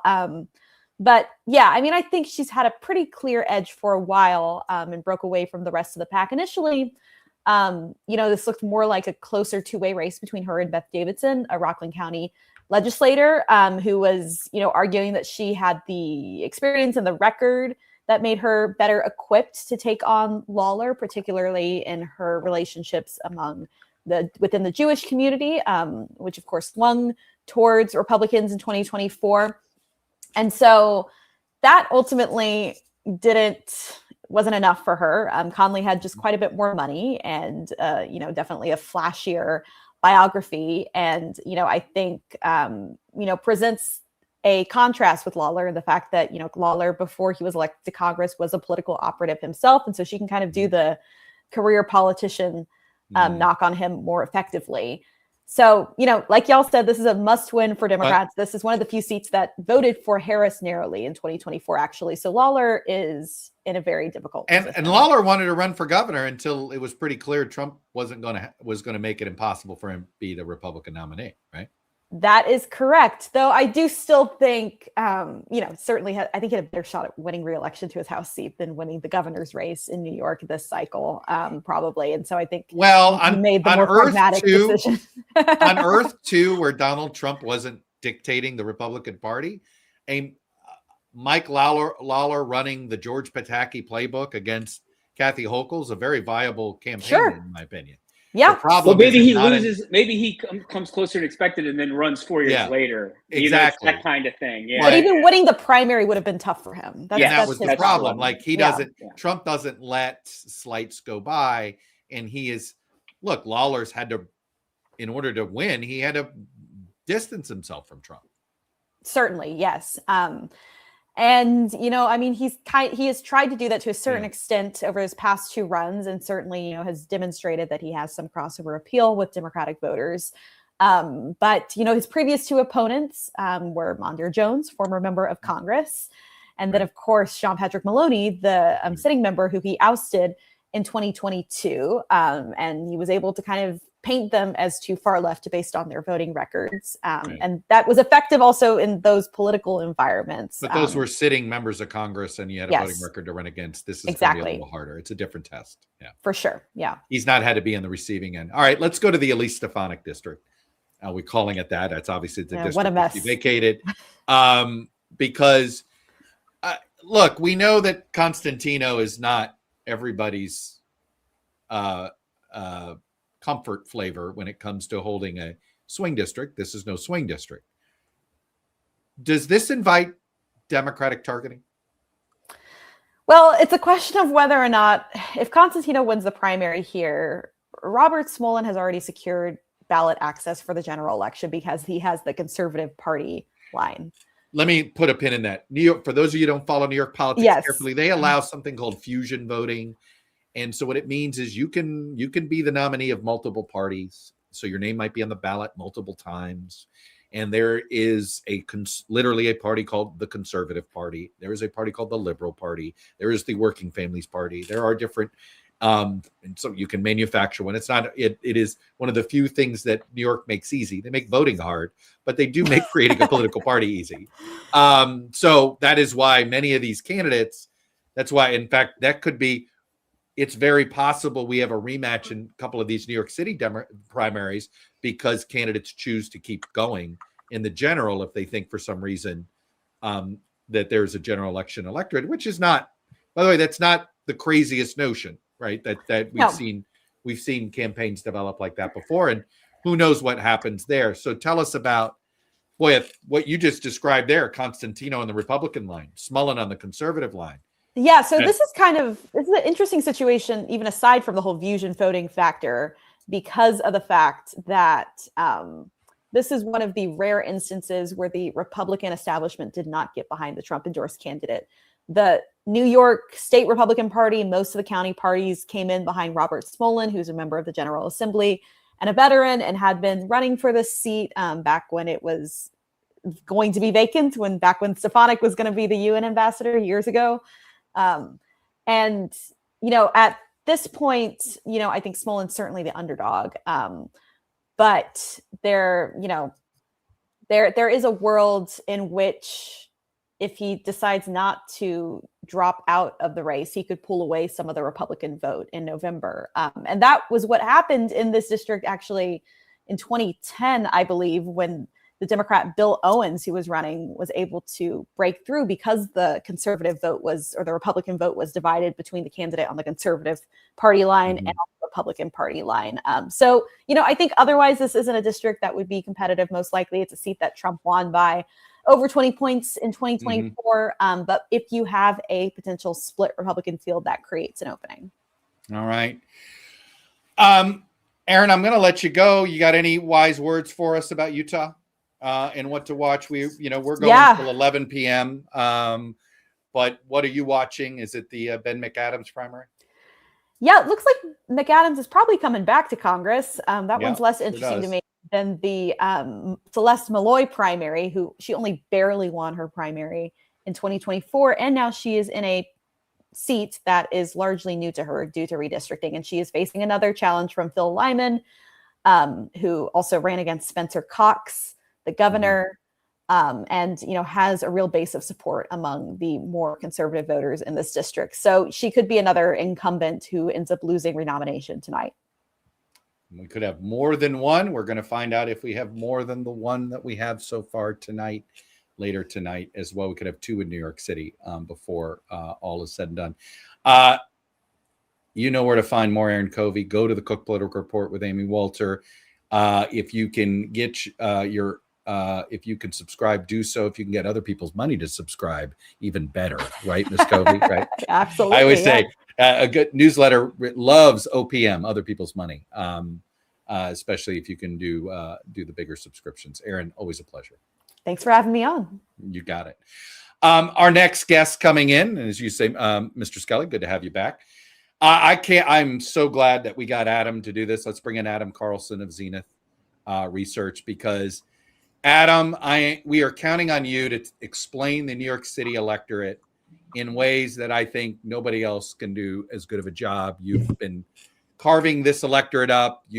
We're sort of studying it and pushing back on narratives that turned out to be false for a while. So let's just say I've been looking forward to your appearance here.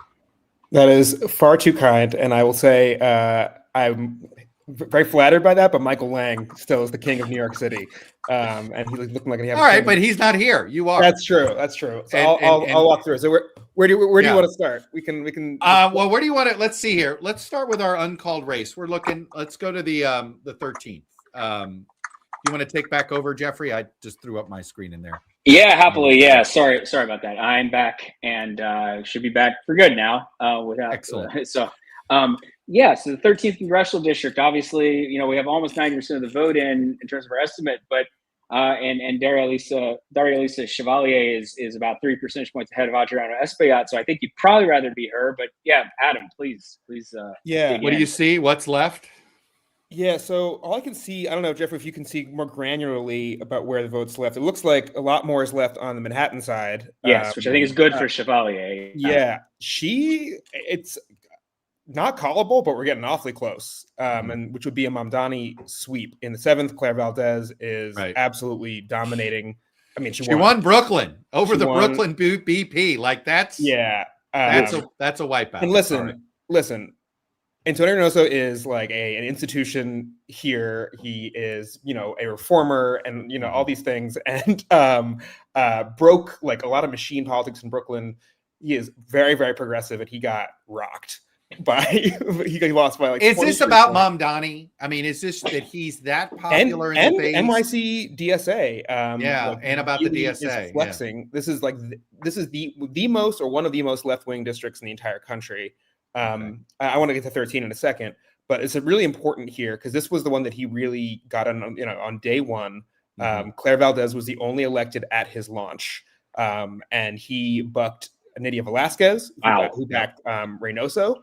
Right. And it created this huge rift between Velasquez and kind of the old guard progressives. Again, for most people in the country, this sounds ridiculous because it's like the left versus the far left. But it is really important for how this. No, Adam, I've been trying to explain this to people. I think after tonight, people are going to have to start understanding the Democratic electorate in 3 distinct buckets now, not 2. At least, yeah. That there is a socialist wing, in that, it doesn't. Sometimes when I say it, I feel like I'm using a right-wing talking point. But the fact is, there really is a DSA. They call each other comrade wing.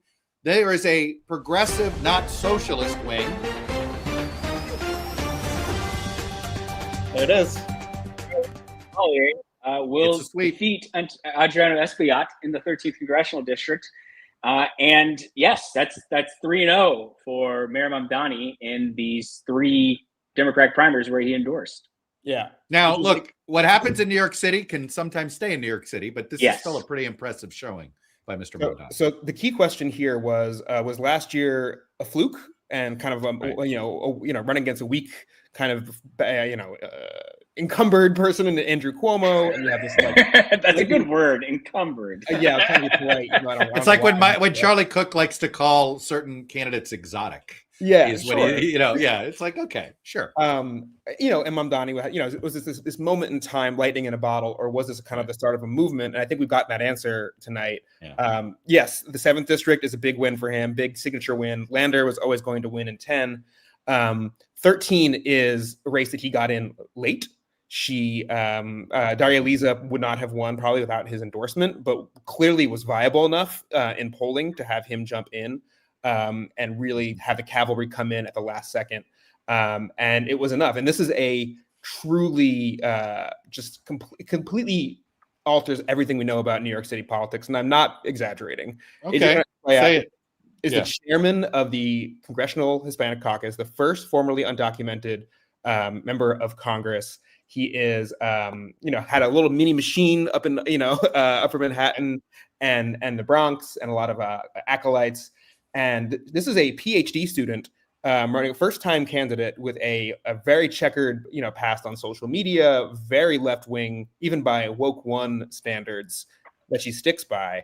Member of NYC DSA. Toppling him. And that is quite a statement. I think it's fair to say we are at least in New York City, but probably nationally, in a Democratic Tea Party moment. Well, that's what it feels like, that this is, I'm trying to remember the moment when folks started asking that question on the right.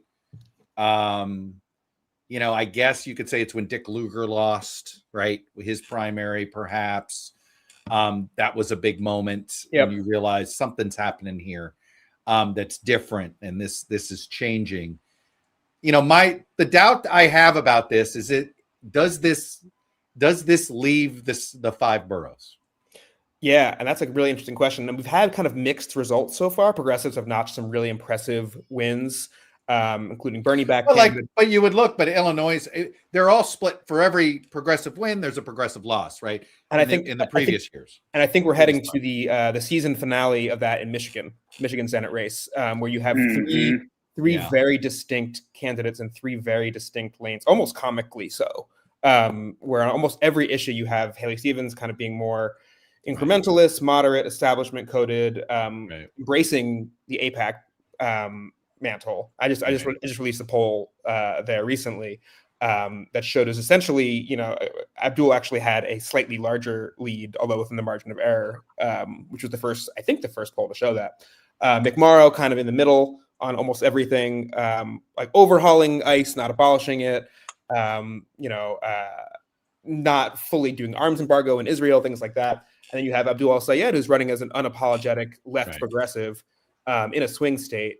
And there's an open question about how that'll work out in the primary. I think tonight's results, if you can, I would caution against over-interpreting tonight's results nationally. New York City is its own beast, but it's a pretty unmistakable pattern of people are very frustrated with the Democratic establishment. So I'd be happy if I was El-Sayed tonight. What do you do if you're Hakeem Jeffries? This is your backyard. You want to be speaker. In order to be speaker, you got to have a lot of moderates. They're going to have to win some districts. Look, I don't think, I'm a skeptic that somehow Republicans are going to be able to use this rise of socialism to fearmonger in the races themselves in other states.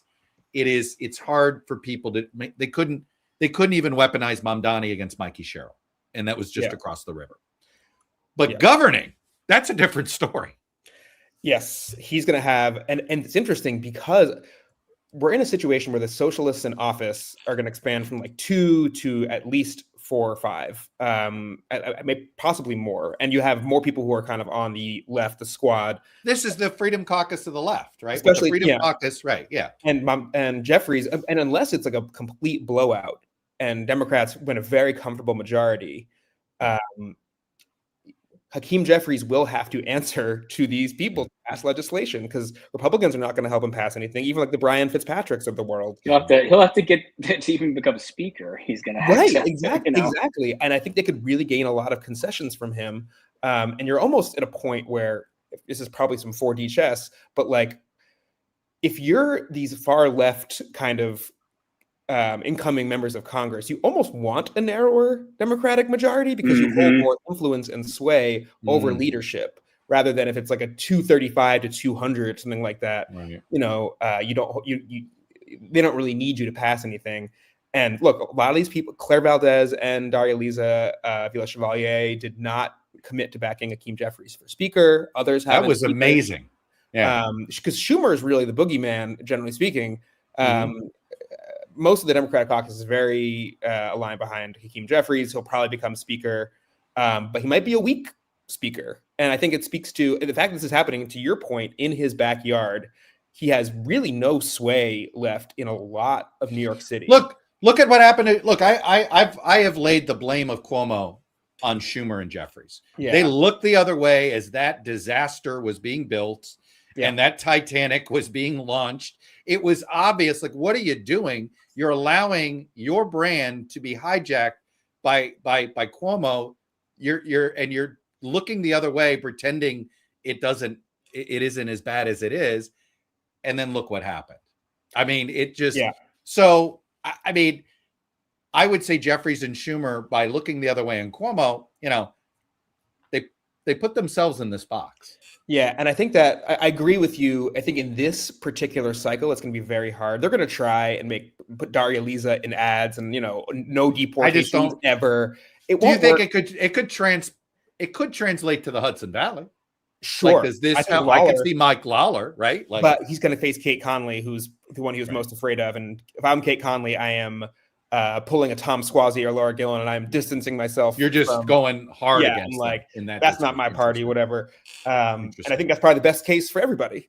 To be quite honest with you, I think the left should be happy about that because it'll expand their majority a little bit. But I do think that this sends a very clear sign that Schumer is done.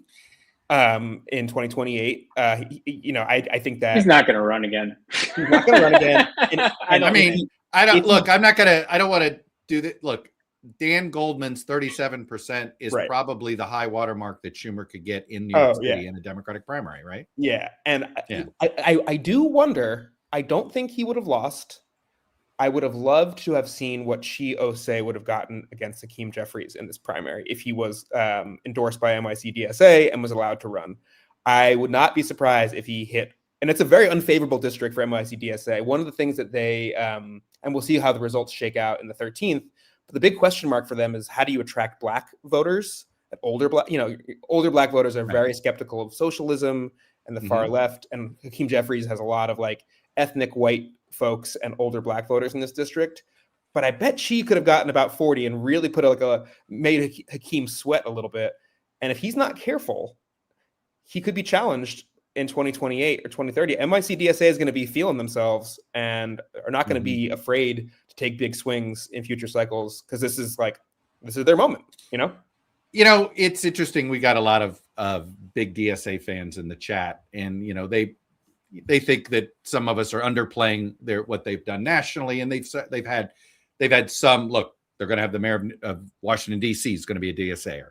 A DSAer is in the runoff in L.A. and we'll see what that We'll see what that looks like. But is there, how would you describe their ability to go national here going forward? Let me put it this way, with no disrespect to other, and again, I'm not a member of NYC DSA. I don't consider myself a democratic socialist. I'm like more of a Antonio Reynoso style progressive personally. But what I will say is this: NYC DSA is the kind of gold standard of all the DSA chapters nationally. They're doing things that no one else is doing. They're having success that they're pretty sophisticated. They're doing real canvassing. It's a real organization. Yeah, they hustle. They're fairly realistic about who can win and where. Like the districts they targeted, even at the state legislative level, are very smart. And they're kind of looking very closely at demographic trends and political trends, and they'll have a lot more data points now. They're trying to get there. It's almost like they're looking for, they're not trying to get majorities. They're trying to get in the door, right? And create a caucus. And then once you create a caucus, you create influence, and you do that and you start breaking down barriers. To your point, and I heard this, the NYC DSA co-chairs on Max Politics, a local New York City politics podcast recently, and they said they're doing this to try and build up momentum to run a viable DSA-backed candidate in 2028, whether that's AOC, whether that's Sean Fain, whether that's Sarah Nelson, whether it's somebody else we don't know about yet. Those are the three that they mentioned, not me. I've heard the Sean thing. I've heard that's getting louder. There it is. Michael Lasher. And Michael Lasher is projected to defeat. Let me actually move over to that. Defeat Alex Borres in a battle of two state assembly members. Close one in the Manhattan-based district. This one did not have a Mamdani endorsement. Neither of these candidates had his backing. He didn't play in this race, but Lasher looks to have narrowly beaten Borres. Yeah, this was an interesting one, and I'm not sure if folks are familiar with Fight Agency. They were involved in this race. This is Mamdani's ad team was also behind Graham Plattner, was behind John Fetterman, Ruben Gallego, many others. They were involved with Michael Lasher, so they're going 4 for 4 tonight. It looks like, and this was a race where there wasn't like a clear leading progressive in the race, but Alex Borres was backed by one AI. Super PAC. It was a battle of the super PACs on that one, and was opposed by one from OpenAI and A16Z and Palantir founders. This is going to embolden the kind of the OpenAI folks of the world to go after more people who are going to regulate AI. But Michael Lasher, ran a really good campaign. The West Side usually beats the East Side, which is where he's from. And it happened again. So there you go. Again. I was just going to say the West Side, it's got more. I think they just have more activists that show up to primaries. And the only place in the country, I think, at least in New York City, where like Democratic clubs, like neighborhood clubs, still have sway. It's very old school, and they're very organized and just like. This is why your Schlossbergs and your Conways had such a hard time because you're. Schwalbe moving into 4th above. I didn't even see it. Oh man, George wow. This Sorry, is take that back. 17% between Schlossberg and Conway. This was something that only the true sickos cared about. Was could Nina Schwalbe, who's the only kind of progressive left candidate running, beat George Conway, who ran on a single issue campaign of impeaching Trump and a pledge to serve one term, and his whole thing was like, "You've seen me on TV." And no, he was trying to go viral play, and when you have AI companies wanting to have, it did not work. It just did not work. Yeah. Hey Adam, we got to let you go, man. This was fabulous. Yeah, thanks for having me. Looking forward to the next one. You got it, my friend. Thanks, Adam. Well, we're going to stick to our data nerd selves because this is what we know you expect in this one. John Kuvalian is here, my man from JMC Analytics. And John, we are seeing, you have been our sort of Pied Piper of explaining what's been happening to the establishment on the right. Well, we are seeing the clearest sign of a left-wing Tea Party yet, as we've seen in New York City with Mamdani. And what's kind of interesting is this is the kind of thing where I think you can make the argument that what started off with a trickle, which was, of course, AOC's upset win, has now become super low turnout primary. By the way. Yeah, and you see the thing too, you could make the argument that the Presleys and the AOCs of the world, they basically caught lightning in a bottle, low turnout primary, incumbent caught sleeping, et cetera, and they won. But now what I think that's happening with Mom Donnie, there is a constituency for that more assertive, progressive mindset in heavily Democratic constituencies. Now, where the acid test is going to be, you do have races like the one in New Jersey. I think it's the Morris County district, which is about 57% for Harris, where you have a progressive Democrat. The acid test is going to be in those 50 to 53-ish percent Democratic constituencies. In other words, can progressives nominated in that environment, number one, actually win a primary, and number two, defeat a Republican? So that to me is going to be the acid test, but it's clearly a case that in urban environments now, the old machine politics are basically a thing of the past. It's almost kind of like McGovern Redux half a century later. Look, nice. Just Good tonight, call. well done. Just tonight, the chairman of the Congressional Hispanic Caucus has lost, and the Brooklyn Borough president has lost. Right. And this is you're literally ousting heads of machines. And see, the thing that's interesting about the Espiat upset is that was the same district where Rangel lost. So in other words, it's kind of like you have to get extra hazard pay if you want to represent the South Bronx. Yeah, you planned that one. I see where you were going on that one. Well done. Speaking of maybe some struggles for politicians who are sort of long time, have been associated with sort of New York political insiders for a long time.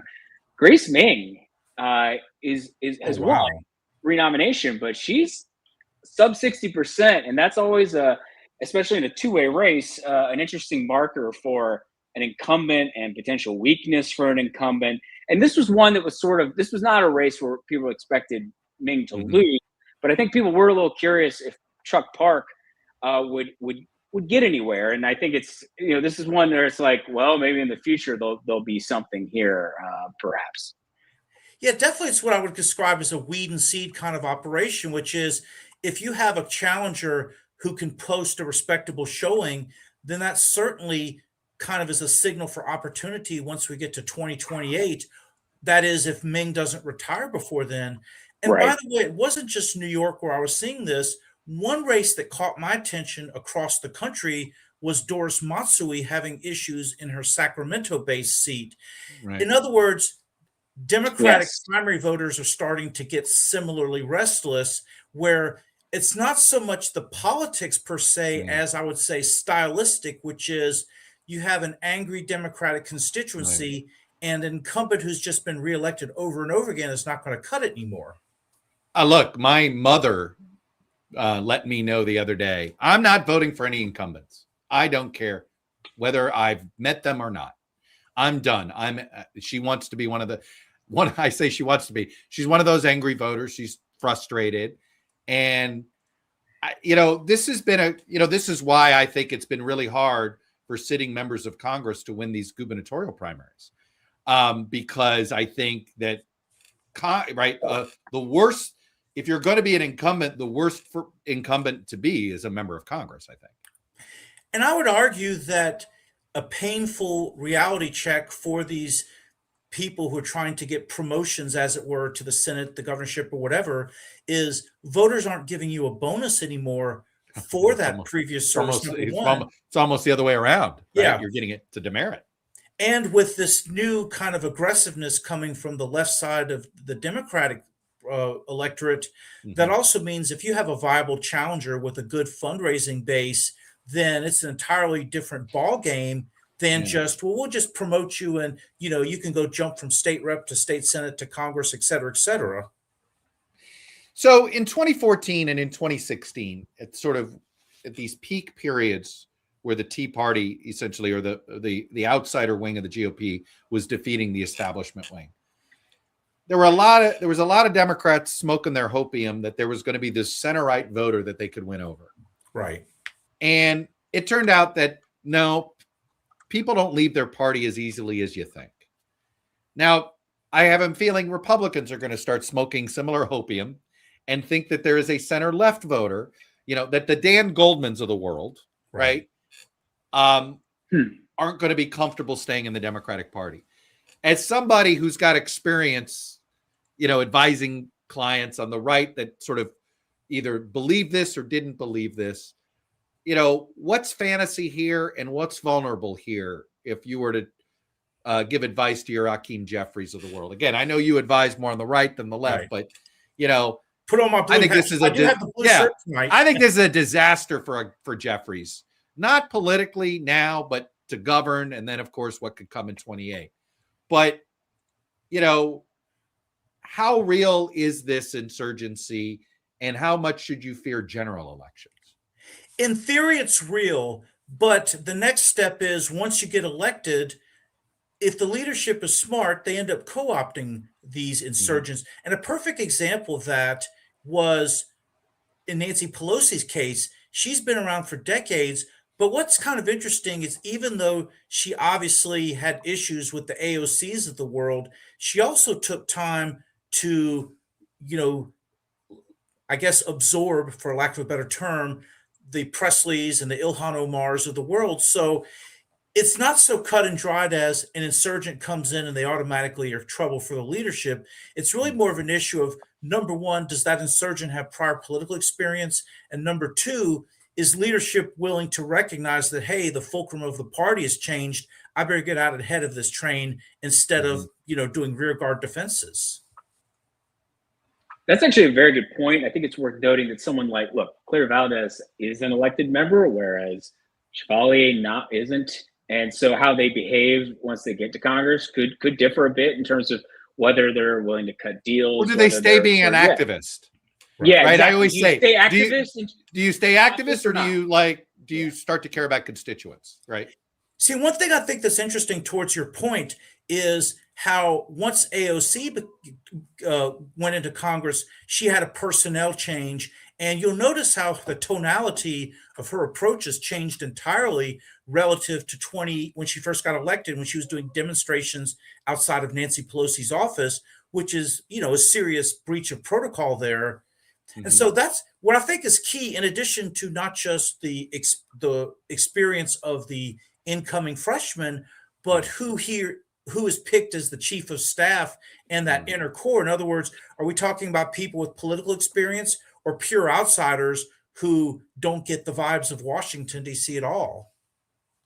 Well, we were just pondering here, and then I got one more for you, Jason. A reminder that oh, wow. Look at that. And we've already got some mail votes counted. Remember, Utah is an entirely vote-by-mail state now. Ben McAdams, we are projecting, will win the Democratic primary in the new, very Salt Lake City-based first district that Democrats... It may only exist for one... Yes, it might exist for one term, but it will, we'll see what happens with Utah's political situation. But for now, at least, McAdams looks like he's probably on his way back to Congress. See, what's interesting about Utah is you're talking about a state where the Democrats are a very tiny minority of the votes. Now, if I remember right, independents are allowed to vote or they can pick and choose which primary in Utah. Yes. I think that's that's right. Yeah.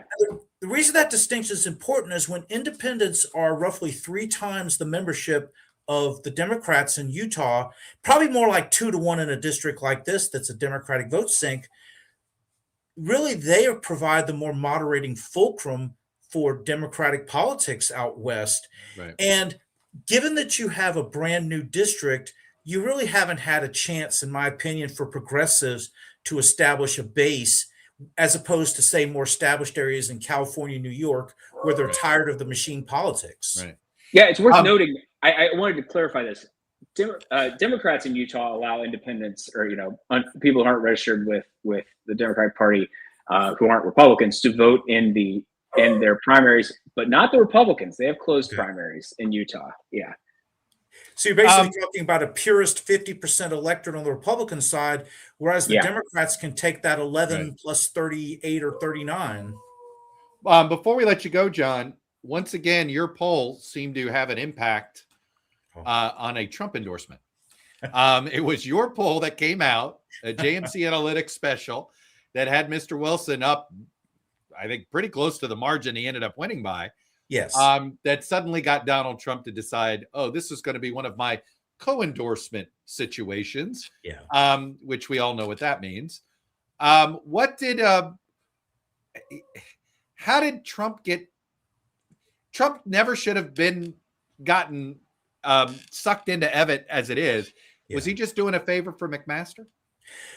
Well, I think the challenge here for the Trump administration going forward is with any White House political apparatus, you better be very careful about which contest or contest you get into, because now that you've had several losses in a row, then the question becomes, okay, can we really feel confident that their endorsements going forward are going to carry the same amount of weight?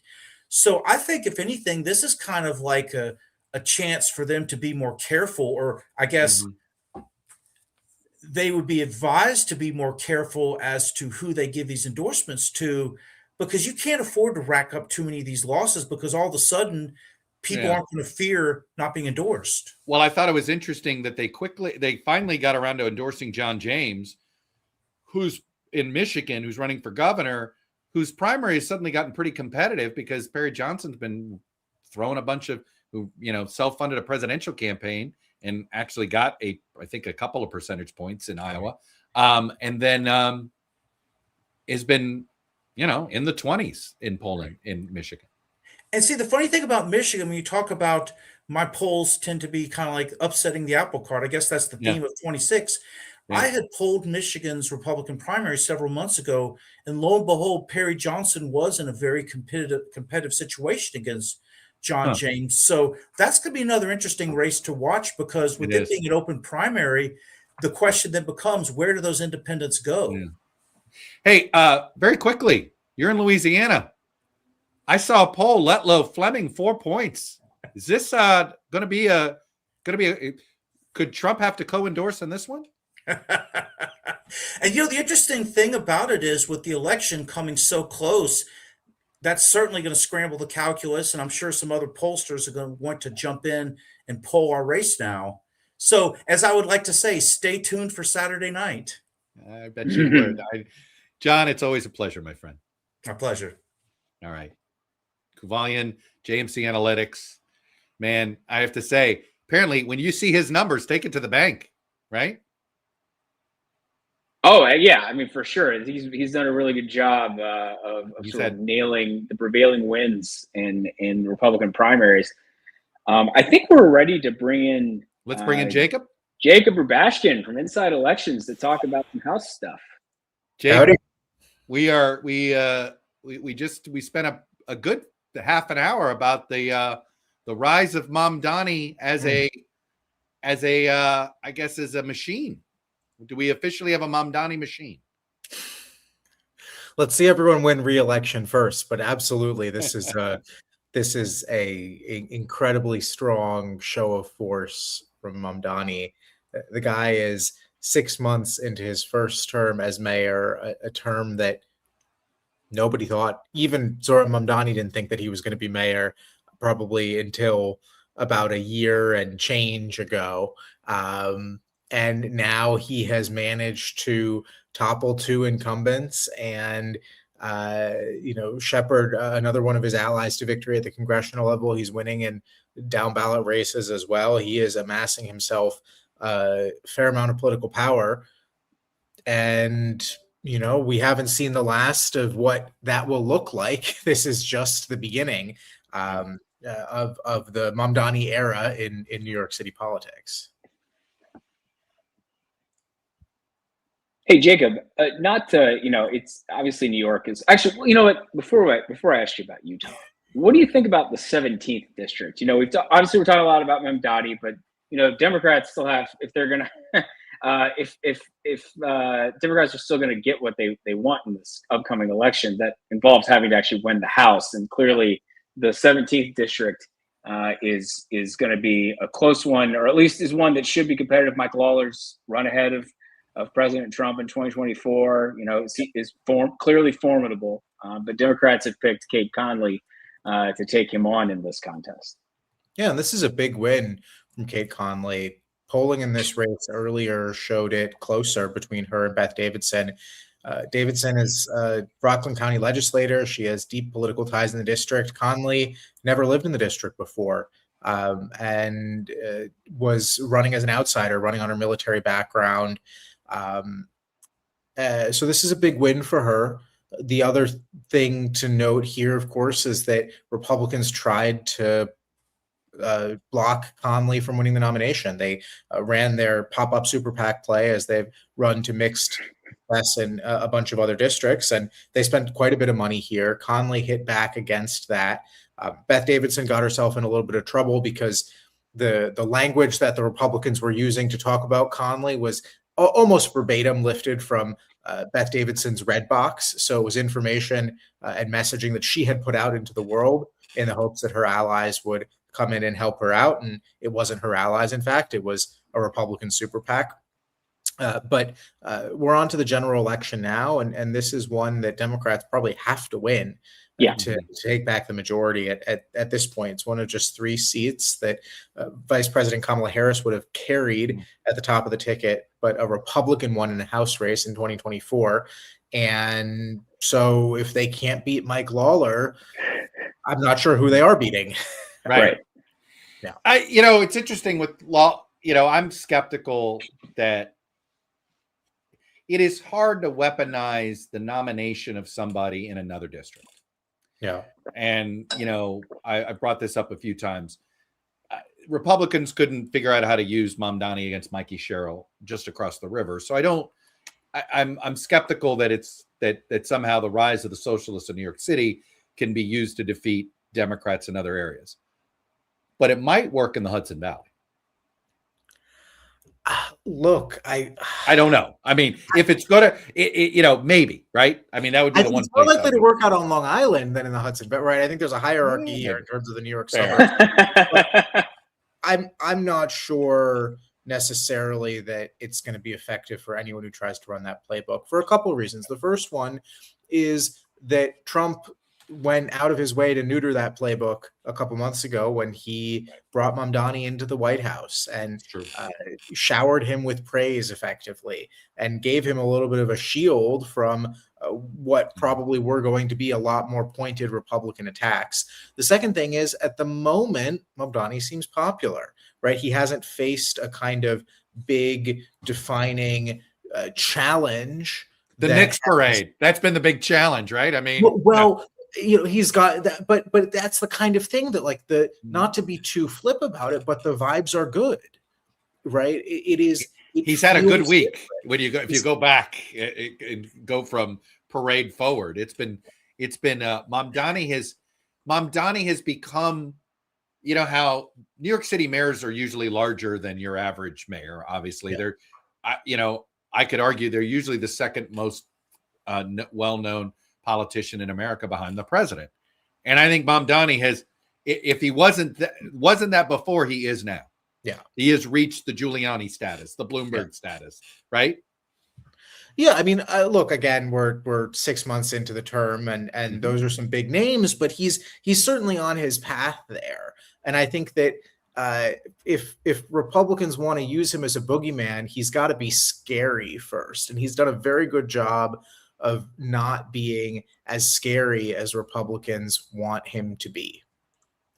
They're going to try and make it happen, but I would imagine we'll hear just as much about, Graham Plattner or whomever else that Republicans are trying to tie different candidates to as we will about Mamdani. I would be fascinated to see what Mamdani's approval ratings are in districts like this one, in districts like the 3rd or the 4th districts. Because I would imagine it is higher than you might expect from, what do you think a socialist mayor of New York City's approval rating is in the burbs? 100%. That's an I excellent think point. personality is important, right? I mean, and if he's coming off as likable to people, and boy, how happy though are Kathy Hochul and Hakeem Jeffries that they quickly made peace with Mamdani? Or they might be staring at a really uncomfortable primary night. Well, I had a thought earlier tonight. Mamdani went out of his way to talk Chiosei, one of his allies in Brooklyn, out of challenging Hakeem Jeffries. Now, I don't think that Chi would have beaten Jeffries, but when you look at the surge of progressive and democratic socialist vote across a whole swath of the city tonight, when you look at what went down in New York 7 and the massive victory that Claire Valdez is putting up there against a very prominent and very well liked figure in Antonio Reynoso. When you look at the beatdown that Brad Lander is putting on Dan Goldman, when you look at how Daria Lisa Avila Chevalier is doing in Manhattan and the Bronx, you look at how Grace Meng is winning against Chuck Park, but that race flew so under the radar. He didn't get any of the kind of support or money that these other candidates did, and he's still above 40%, I think, in the last that I checked. Yeah. You know, Mamdani did Jeffries a real solid here by talking Chi out of that race. I think that would have been an interesting race and a true headache for the leader, even if he hadn't won. But hey, sorry, I thought you were finishing your thought. Finish it. No, I always have another thought locked and loaded. No, well, I guess here's where I want to lead this is we've got some interesting left versus establishment challenges in Colorado next week. Yeah. And look, the easiest, sort of punditry to do here is going, oh wow, this happened in New York City. Oh, I don't think it can. I don't know how far this will travel, but Colorado has a unique electorate, and you never know. Why don't we start with the Denver-based first district, which suddenly is more on the and I also want to talk Michael Bennett's gubernatorial primary and John Hickenlooper Senate primary. But anyway, go ahead. Yeah, I would say if I'm ranking them in order of most likely to lose to least likely to lose, which is not to say that any of them will lose, but I think DeGette by far the most endangered at this point. That's a real primary. We've seen progressive money come in for Quiros. DeGette is on her back foot. She has struggled to find a message. She's been through this before. She got a primary challenge once before, and yes. 2 years ago, either 2 years ago or 4 years ago, she had a progressive primary challenger. This feels different, I would say. This, it does. And DeGette, quietly one of the longer tenured members of the House Democratic Caucus, been around, I believe, since the 90s. So it was like it's Pat Schroeder before that. It's only been two people in that seat for a very long time. Yeah, if I'm not mistaken. She's got a real problem on her hands. We've seen a lot of money come in to support her as well. So that's interesting. This race has really heated up in the last couple of weeks. Then I would say Michael Bennett, right? A lot of people looked at him running for governor and they counted him as kind of the prohibitive front runner in that race. Yeah, he's not prohibitive. Not the case at all. No, I mean, I talked to a Democratic source out there in Colorado who basically said anywhere from a Bennett win by 10 points to a Phil Weiser win by 10 points would be well within the realm of possibility at this point. And Weiser's the attorney general for folks who don't know. He's the sitting AG, right? He's the sitting AG, and he has oriented almost governor maybe around fighting Trump, right? That has been kind of the Weiser message.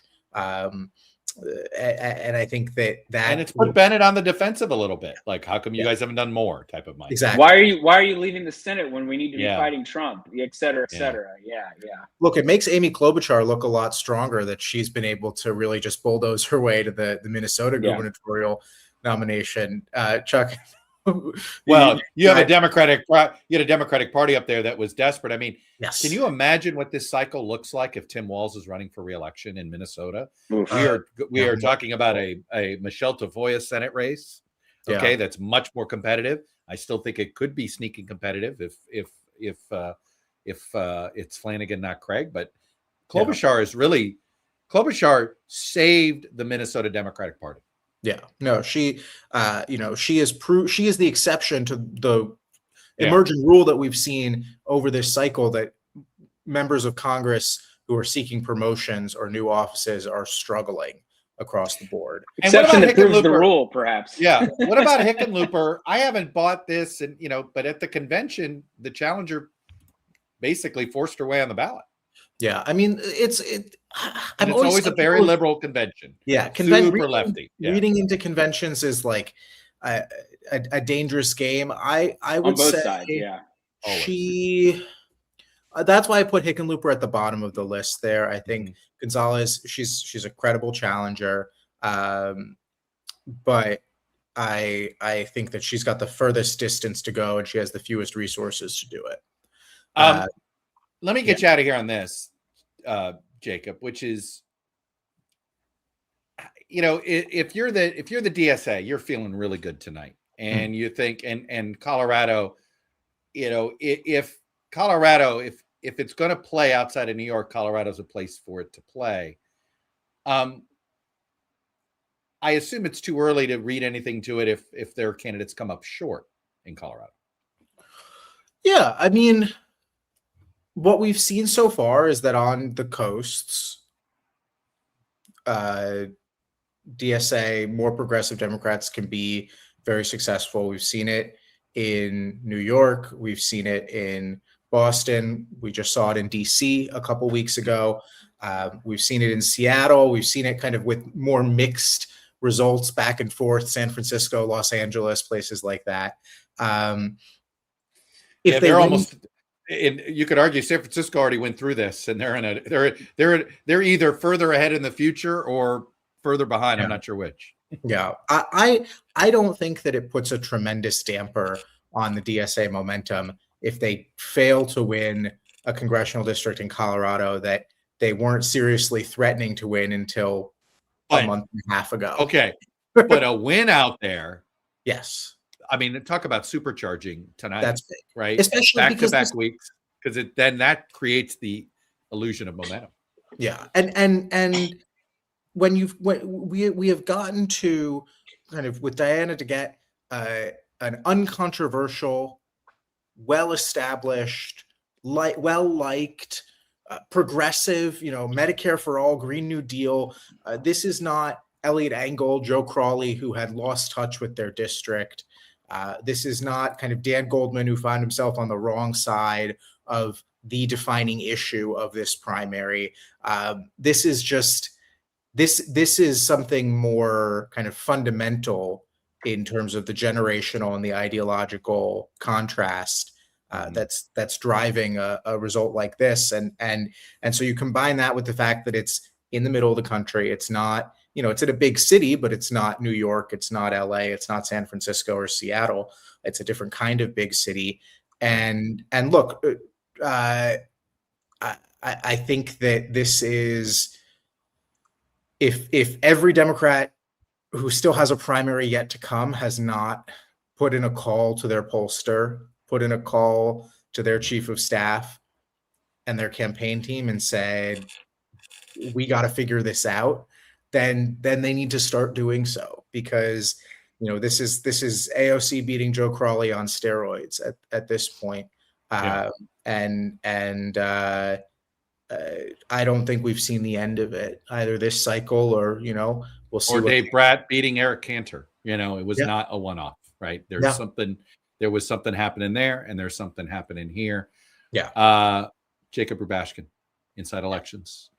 If you don't read Inside Elections, go find somebody to buy you a subscription to Inside Elections, because you want the gold level package from Jacob. Yes, right, brother. Absolutely. Yeah. All right. Yes, sir. Good to see you. All right. Take care. Take care.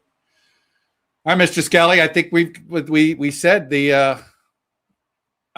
had some trash talking in the green room. Did you notice that? In fact, I think you were reacting. Yes. To the trash talking, and you were going to get Nathaniel and Jacob to have like a showdown. Right. Yeah, our last guest here is, and I think we can bring him on now, is Nathaniel Rakich from VoteBeat, the managing editor at VoteBeat, my former 538 colleague. Nathaniel, it's funny, you went in here and you did the whole, to give people a sense, right? We have our live stream up and we have the comments running because we do want to be responsive to the viewers. And of course, the comments are a comment section. And sometimes, and let's just say, when I just saw your comments of who is this clown, they let anyone on this live stream. I was like, oh, I assumed I had my wrong column up. That I had in the comments. It was actually I had the viewer comments up. Right? It's more of a YouTube comment. Yeah, it felt very YouTube, right? Because we want to be let's just say our commenters tonight are very excited about the results that have taken place in New York City, and they want us to make sure we're talking about it more and more and more. And they certainly don't believe Jeffrey and I talk about it enough. But anyway, but I digress. It's good to see you. Good to see you guys too. Yes, no, Jacob is a good friend, so and an excellent analyst. So just giving him a little bit of a hard time there. Fair enough. What Nathaniel, is there something? Obviously, New York is such a big story, New York City specifically. But I was curious what maybe stood out to you. We've talked a lot about governing consequences if Democrats do get a majority in the House, and it's a narrow one, given that there seems to be a growth of the sort of left flank of the party, and what that could mean for Hakeem Jeffries. So, but feel free to not take that bait and go somewhere else if there was something else you were thinking about. No, I mean, yes, it was a great night for progressives. They've had, it seems like more and more of those wins over the years. I do think that it is, I don't know, the question about, is the Democratic Tea Party here, I think is still a live one.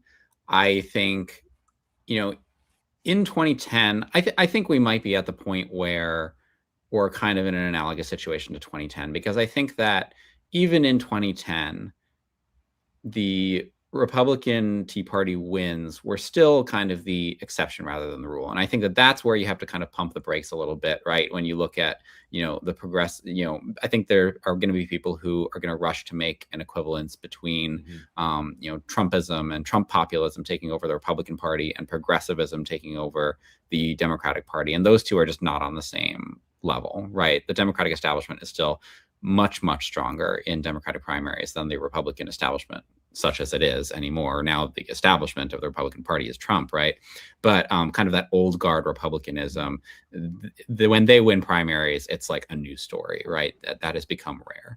And progressives are not on that level. But I think that they may be at the 2010 Republican Tea Party level, where they are scoring enough wins that, as Jacob was pointing out, people should start getting nervous. Incumbents should start getting nervous. Well, let's discontent. Yeah. Let's take your metaphor, and I'm going to stretch it 2 more years. 2010 to 2012 was sort of the beginning of the Tea Party movement. Then you had 2014 to 2016 was the second version. And the reason I stretched it to 2012 is one could argue that, you saw it in Texas first, right? Ted Cruz, right, was the first big win. New York, Texas to the Republicans is arguably what New York City is to Democrats, right? Would you take it that far? Yeah, I mean, I think obviously there's a lot of runway still to go, but I think that is definitely a plausible outcome. And to continue to extend your metaphor, right, I do very much think that Trump was the kind of natural endpoint of the Tea Party movement, because it was, to quote Thomas Massey, it was about, nominating the craziest son of a craziest SOB, right? That was always his line. He goes, and that always used to be me.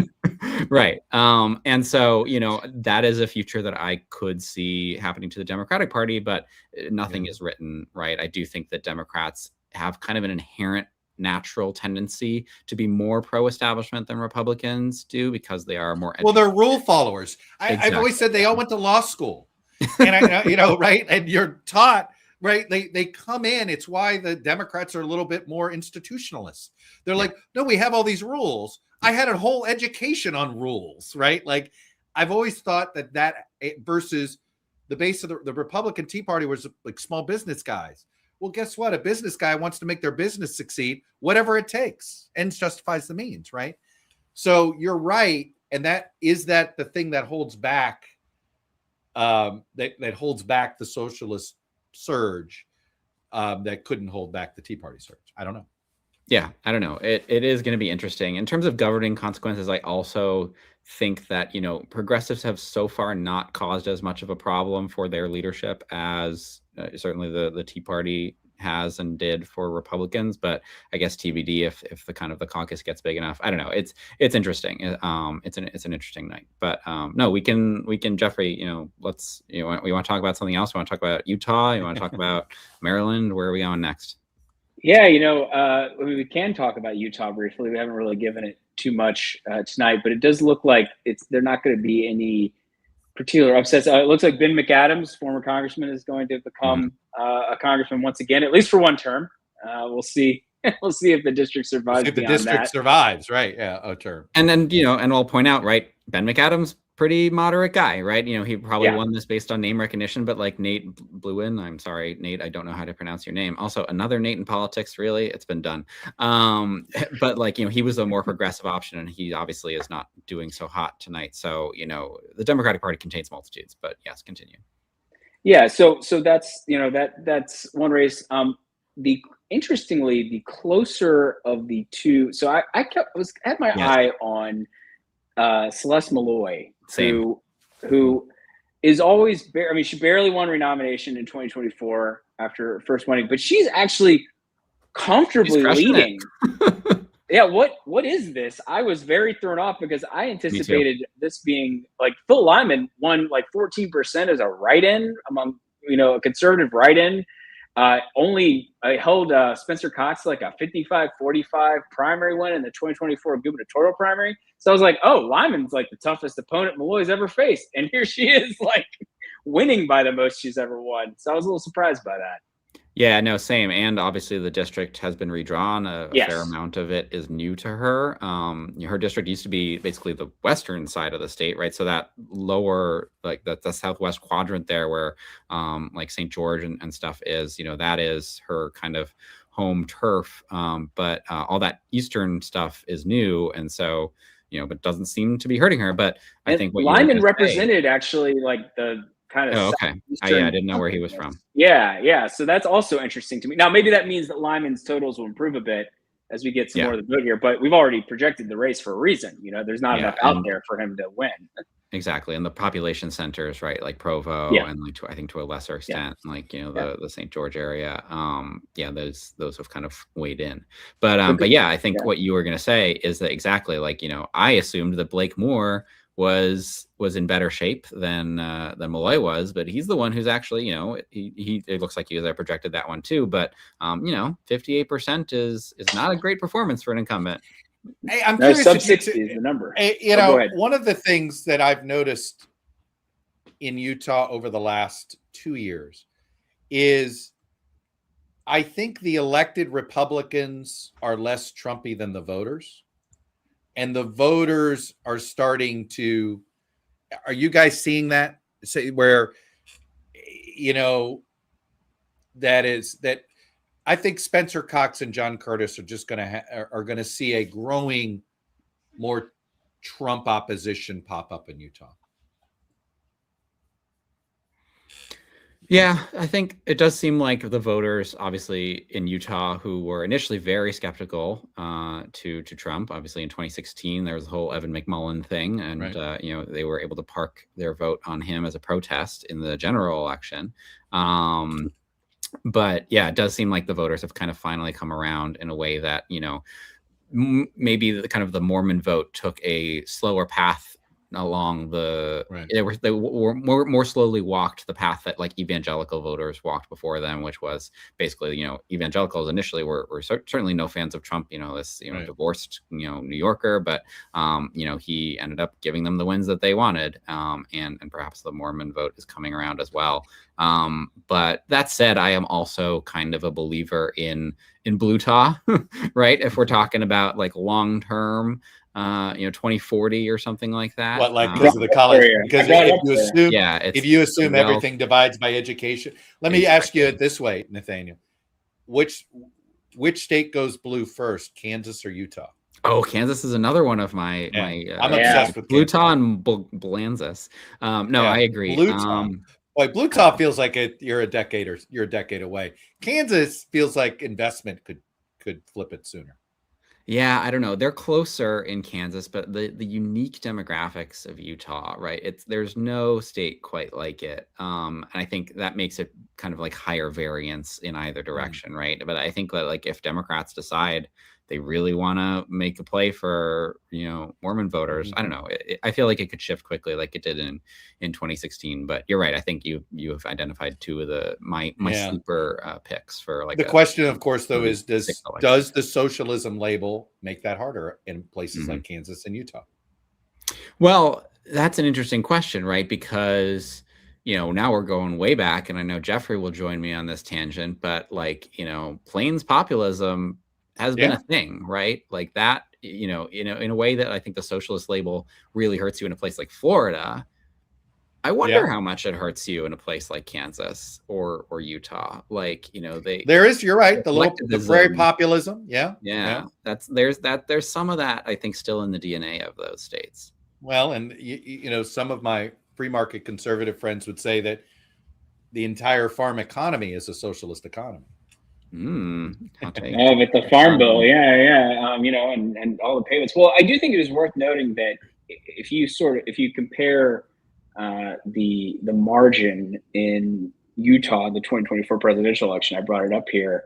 It was just about 21 percentage points.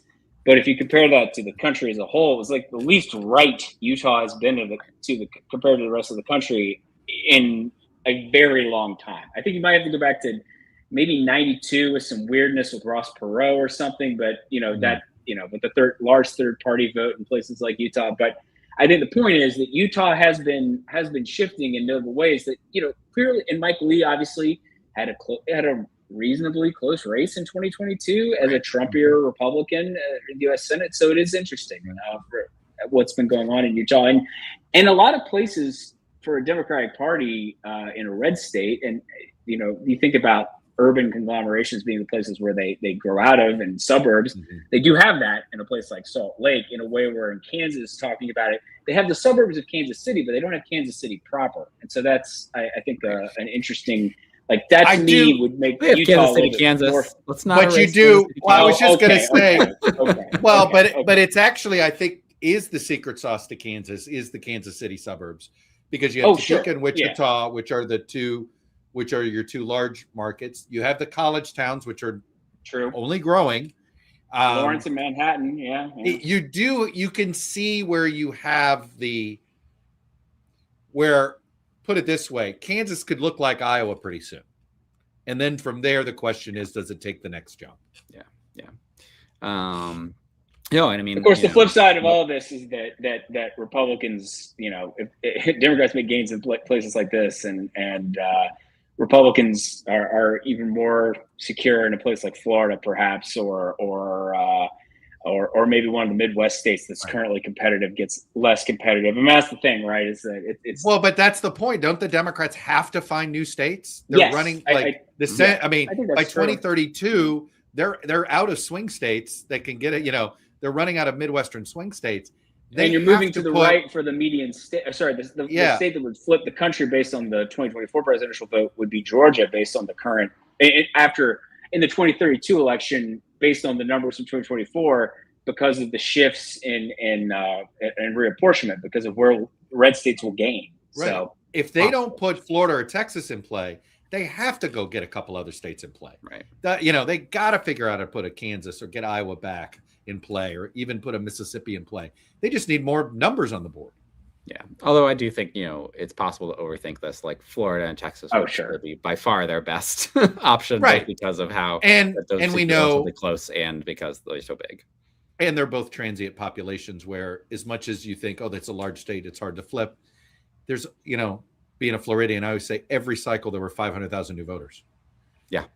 That you were just dealing with. So it can change. And that's why that Florida electorate shifted a lot in the 80s and 90s.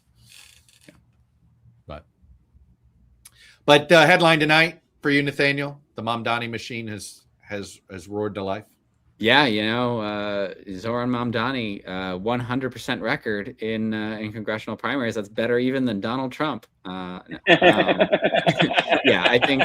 Will he tweet that? Yeah, I think. I think that's definitely. Did Mamdani double endorse anywhere though? Did he get two for the price? I don't think he's reached that level of sophistication yet. Yeah. But give him time. I think that the fact that the far left has really, we are in a far left moment. It may not last, right? That's right. These things ebb and flow, but we are in a moment when the far left is really in control of New York City, but also, as Jacob was pointing out, right, several other major coastal cities, and that is notable. It sure is. Nathaniel, what's your favorite race next week that you're looking forward to? Oh, that's a good question. I haven't even looked ahead to that. What do we got on the? We've got Colorado. Well, I'm certainly all more fired up about Colorado than I thought. Is that the only? Is that the only one next? Yeah, it's the only state. Oh, because Colorado Virginia, normally Virginia would be today, right? Correct. But alas, that they didn't moved work out to for early August. They joined the August 4th parade. There's a lot for that, for all those extra congressional primaries they thought they were going to have. Yeah, exactly. Uh-huh. I guess the governor's race in Colorado. Well, I guess as someone who I now work on like election administration issues for VoteBeat. I'm definitely interested in the Secretary of State primary there. That's something that I've been watching closely. You saw last weekend, Diego Morales, the Indiana Secretary of State, lost re-nomination at his convention. Boy, I saw that at the convention. Yeah, he's one of the farther right secretaries of state. So why did he lose in the convention if he was already a pretty far right guy? He has had a very tumultuous, really his entire political career has been really tumultuous. He had like a number of kind of like scandals going even when he was first elected in 2022 that he weathered, but he was under fire because his chief of staff was not a U.S. citizen and had been registered to vote for a time, which obviously is like the core issue for voting. Not in a Republican primary. Yeah. Yeah. Good luck with that. And then at the last minute, a Jim Banks staffer jumped into the race, presumably with Banks's kind of blessing. And, Banks is obviously a strong figure in Indiana. And so it ended up being, Does this open the door for Bo Bai? The Bai family going to get a third generation? Well, so I think that he would have been stronger against Morales, given all of Morales' baggage. But yes, Bo Bai is the Democratic nominee for Indiana Secretary of State. I think in a blue wave year, that race could be interesting. It's on my short list of competitive general election Secretary of State races for sure. And hey, Nathaniel, so actually I was reminding myself because Jenna Griswold, the longtime Secretary of State for Colorado, is not running because she's term limited, I believe. So she's running for Attorney General. Yeah, she ran for governor first and then was like, oh, no, not going to make that. She dropped out. Right. Whoa, never mind. Oops. Things are happening. Yep. So you mentioned that. Was there something about the Colorado Secretary of State race that was on your radar in particular? No, it's just that, and anytime there's going to be a new person running elections in a state, I'm interested. I think the Republican primaries, frankly, are more consequential in that regard because, there is a big difference between a Republican who denies the result of the 2020 election and a Republican who is, more of a traditionalist and kind of believes in, the actual integrity of our elections because our elections are already quite secure. But, on the Democratic side, you have, I think you have the, I believe it's the Jefferson County clerk and she's facing off against one opponent as well. So it'll just be, interesting from a, obviously Colorado is a blue state. So they're probably going to end up being the next Secretary of State. Well, let's just say, Jeffrey and I have decided we're not having plans next Tuesday night, that we're going to be doing a little Rocky Mountain High, maybe having some Rocky Mountain oysters. We'll see. Okay. All right. I'm shipping them to you. Plan with Jeffrey Kelly. Before just announcing it on the air. Oh no! Yeah. I dude, Nathaniel, I didn't have plans. I was going to be watching the Colorado primary. Oh no, I meant the part about getting high and eating bull testicles. That's well, that I can't speak to as much, but he's getting the bull testicles. I don't know about the high start. Okay, all right. I might ship bull testicles to him. Nathaniel, appreciate it. Delicacy, right, guys. Yeah, great to see you. All right, Mr. Skelly, we got about 7 minutes here. I think we ought to. Should we run? Let's run through the night one more time. Sure. See because I know we left a few things uncalled there in South Carolina. Everything's now called in South Carolina, right? Yes. So if we go to South Carolina, the first district we got all is yeah. So we have a matchup there. It's going to be Charleston County Councilor, I believe is actually the term they use there. Jenny Honeycutt is the Republican nominee. against, I won't bother bringing it up because it's just right. About the same result, actually. She won with about 52-53% of the vote. Yeah, Nancy LaCour is the Democratic nominee. So this is a reach seat for Democrats, but the kind of seat that they, it could be interesting in a year that is favorable for their party. Looking at Maryland, sort of next up. We did actually get a projection. We didn't really come back to this race. We got a projection in Maryland 5. We did get that. But Steny Hoyer's preferred successor, Adrian Boafo, is projected to win the Democratic primary. Yep. He's only got about 32% of the vote. Super crowded field. There were 23 candidates on the ballot, including a few notable ones. But he is going to win this race. And it's interesting. We talk about all these potential sort of progressive and even socialist. This is a very blue district, and Boafo just won with a lot of money and support from but Maryland. But Jeffrey, Maryland is it's funny for a blue state. It's very establishment, very establishment. The one time that the left won something was in that one governor's race, and he got clobbered when Ben Jealous got the nomination. Yes, for governor. Yes, and Larry Hogan. Yeah. Still, it was a blue state to do that in a Trump midterm. I mean, it is now. Look, he hung taxes and socialism around his neck and won. But the point is that it's funny for a blue state, the progressive left or the DSA left has not made the inroads that they have in other blue states. No, it's absolutely true. And so obviously the big story of the night. Actually, wait. I should transition that we don't. I believe still don't have a projection. We haven't called this race the dumbest primary campaign. The dumbest primary campaign. Yes. I'm sorry. David Train's comeback against his successor, April McLean Delaney, in the truly the 2026 Seinfeld election, because it's not really clear what this was about. Except it was just about ego. Right. Yeah, it was about ego. Yeah. And currently, McLean Delaney is still leading, but we don't have enough of the vote in there yet to make a projection. She's up by about a little over 5 percentage points. But Trone is hanging around. David Trone, former congressman and failed Senate candidate in 2024. So, by the way, for those wondering, we've also called the Maryland governor Republican primary. We hadn't called that the last time we had checked in with that, but that is official. Dan Cox winning that one. Yes, Wes Moore got what he wanted, which is he got what he wanted. He got the more Trumpy candidate, so he doesn't have to worry about as many potholes if in the fall while he gets ready potentially to run for president. Exactly. And then there's and then of course the story of the night. New York City.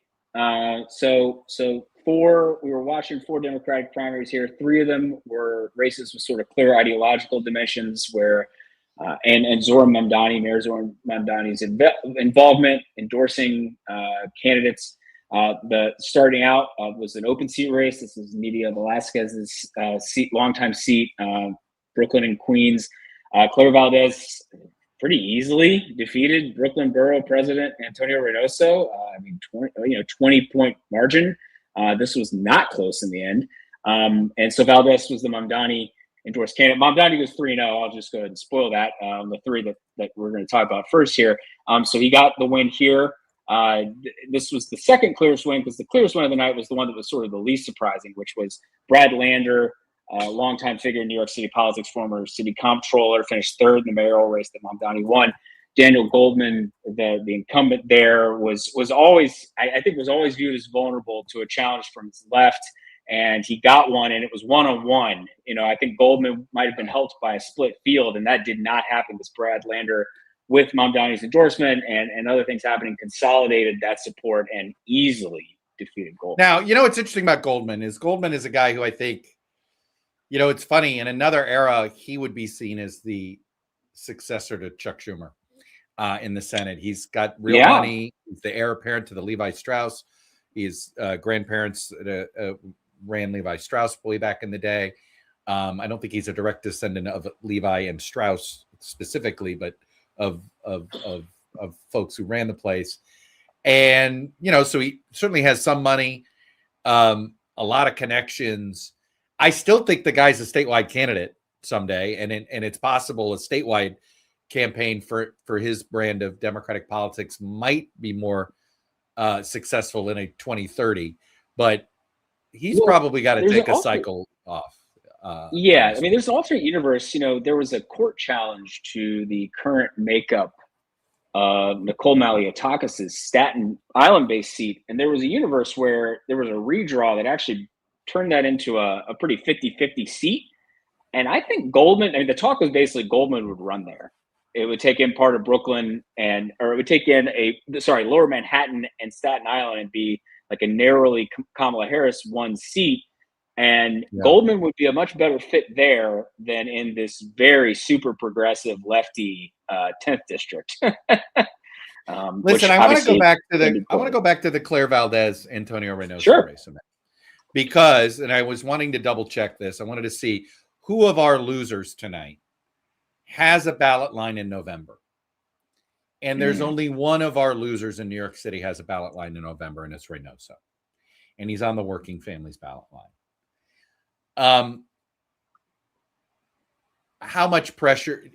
Look, it's a whole new ball game if you choose to run as a full-fledged general election here, and maybe he can win under those circumstances.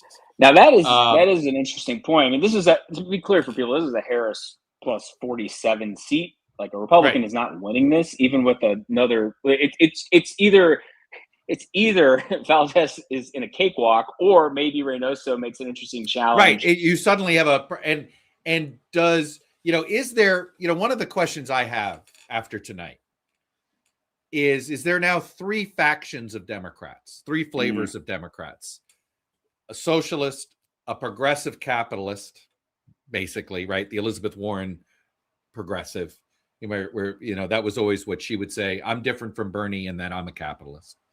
And then you're your pro-business Dems. Are we, and if we're those three factions, does the pro-business Dem crowd rally around a guy like Reynoso and fund him to help the question I have is there, what happens to the progressive capitalists? Do they end up with the socialists? Do they end up with the pro-business Dems? Or do they just sort of, they do what's been happening to Mallory McMorrow. They just sort of, there's just not enough and they shrink. They get polarized in a sense. That's the sort of center left New Dem crew gets a little bigger. And I don't know the answer. Right. Yeah. I mean, to me, this is I think I'll see this. I think the DSA wing has to get a bit bigger before we're really having this conversation to a really huge extent. But obviously, I think nights like tonight show that potential is certainly there for this to become a real question. Now, the other question is: does Reynoso decide to just withdraw, not fight, and because look. That would be the traditional move. Is he would basically say, "No, I'm not going to run," and then he'd drop out, and then the party would join, would endorse Valdez. Right, and I assume he gets to keep his BP job, right? He didn't have to resign to run. No, he did not. No, he's the sitting Brooklyn there. That's odd years in New York. Right. So ultimately he's got to decide what's better for his, what's better for him staying in office. That might argue for him being like, nope, I will not be continuing. Right. Well, it'll be interesting to see. It is the only one of these where the weird fusion ticket law could set up a quote unquote primary rematch.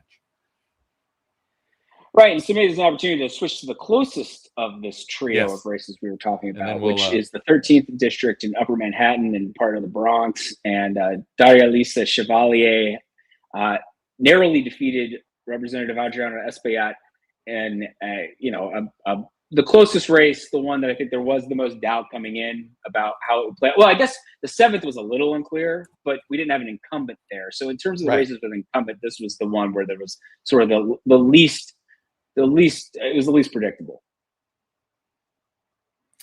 And then when Mike Lawler got his challenger, And so we know what Yes. that race is going to look like. Yeah, so Kate Conley will face Mike Lawler. I should also mention that in the battle of AI in the 12th district in Manhattan, Michael Asher came out narrowly on top. But yes, to move back to the 17th, this is going to be a key district in the actual race to control the House. All these districts we're talking about in New York are very safely blue. This one is a 50-50 district, and one that will be, at the top of everyone's list of contests to watch.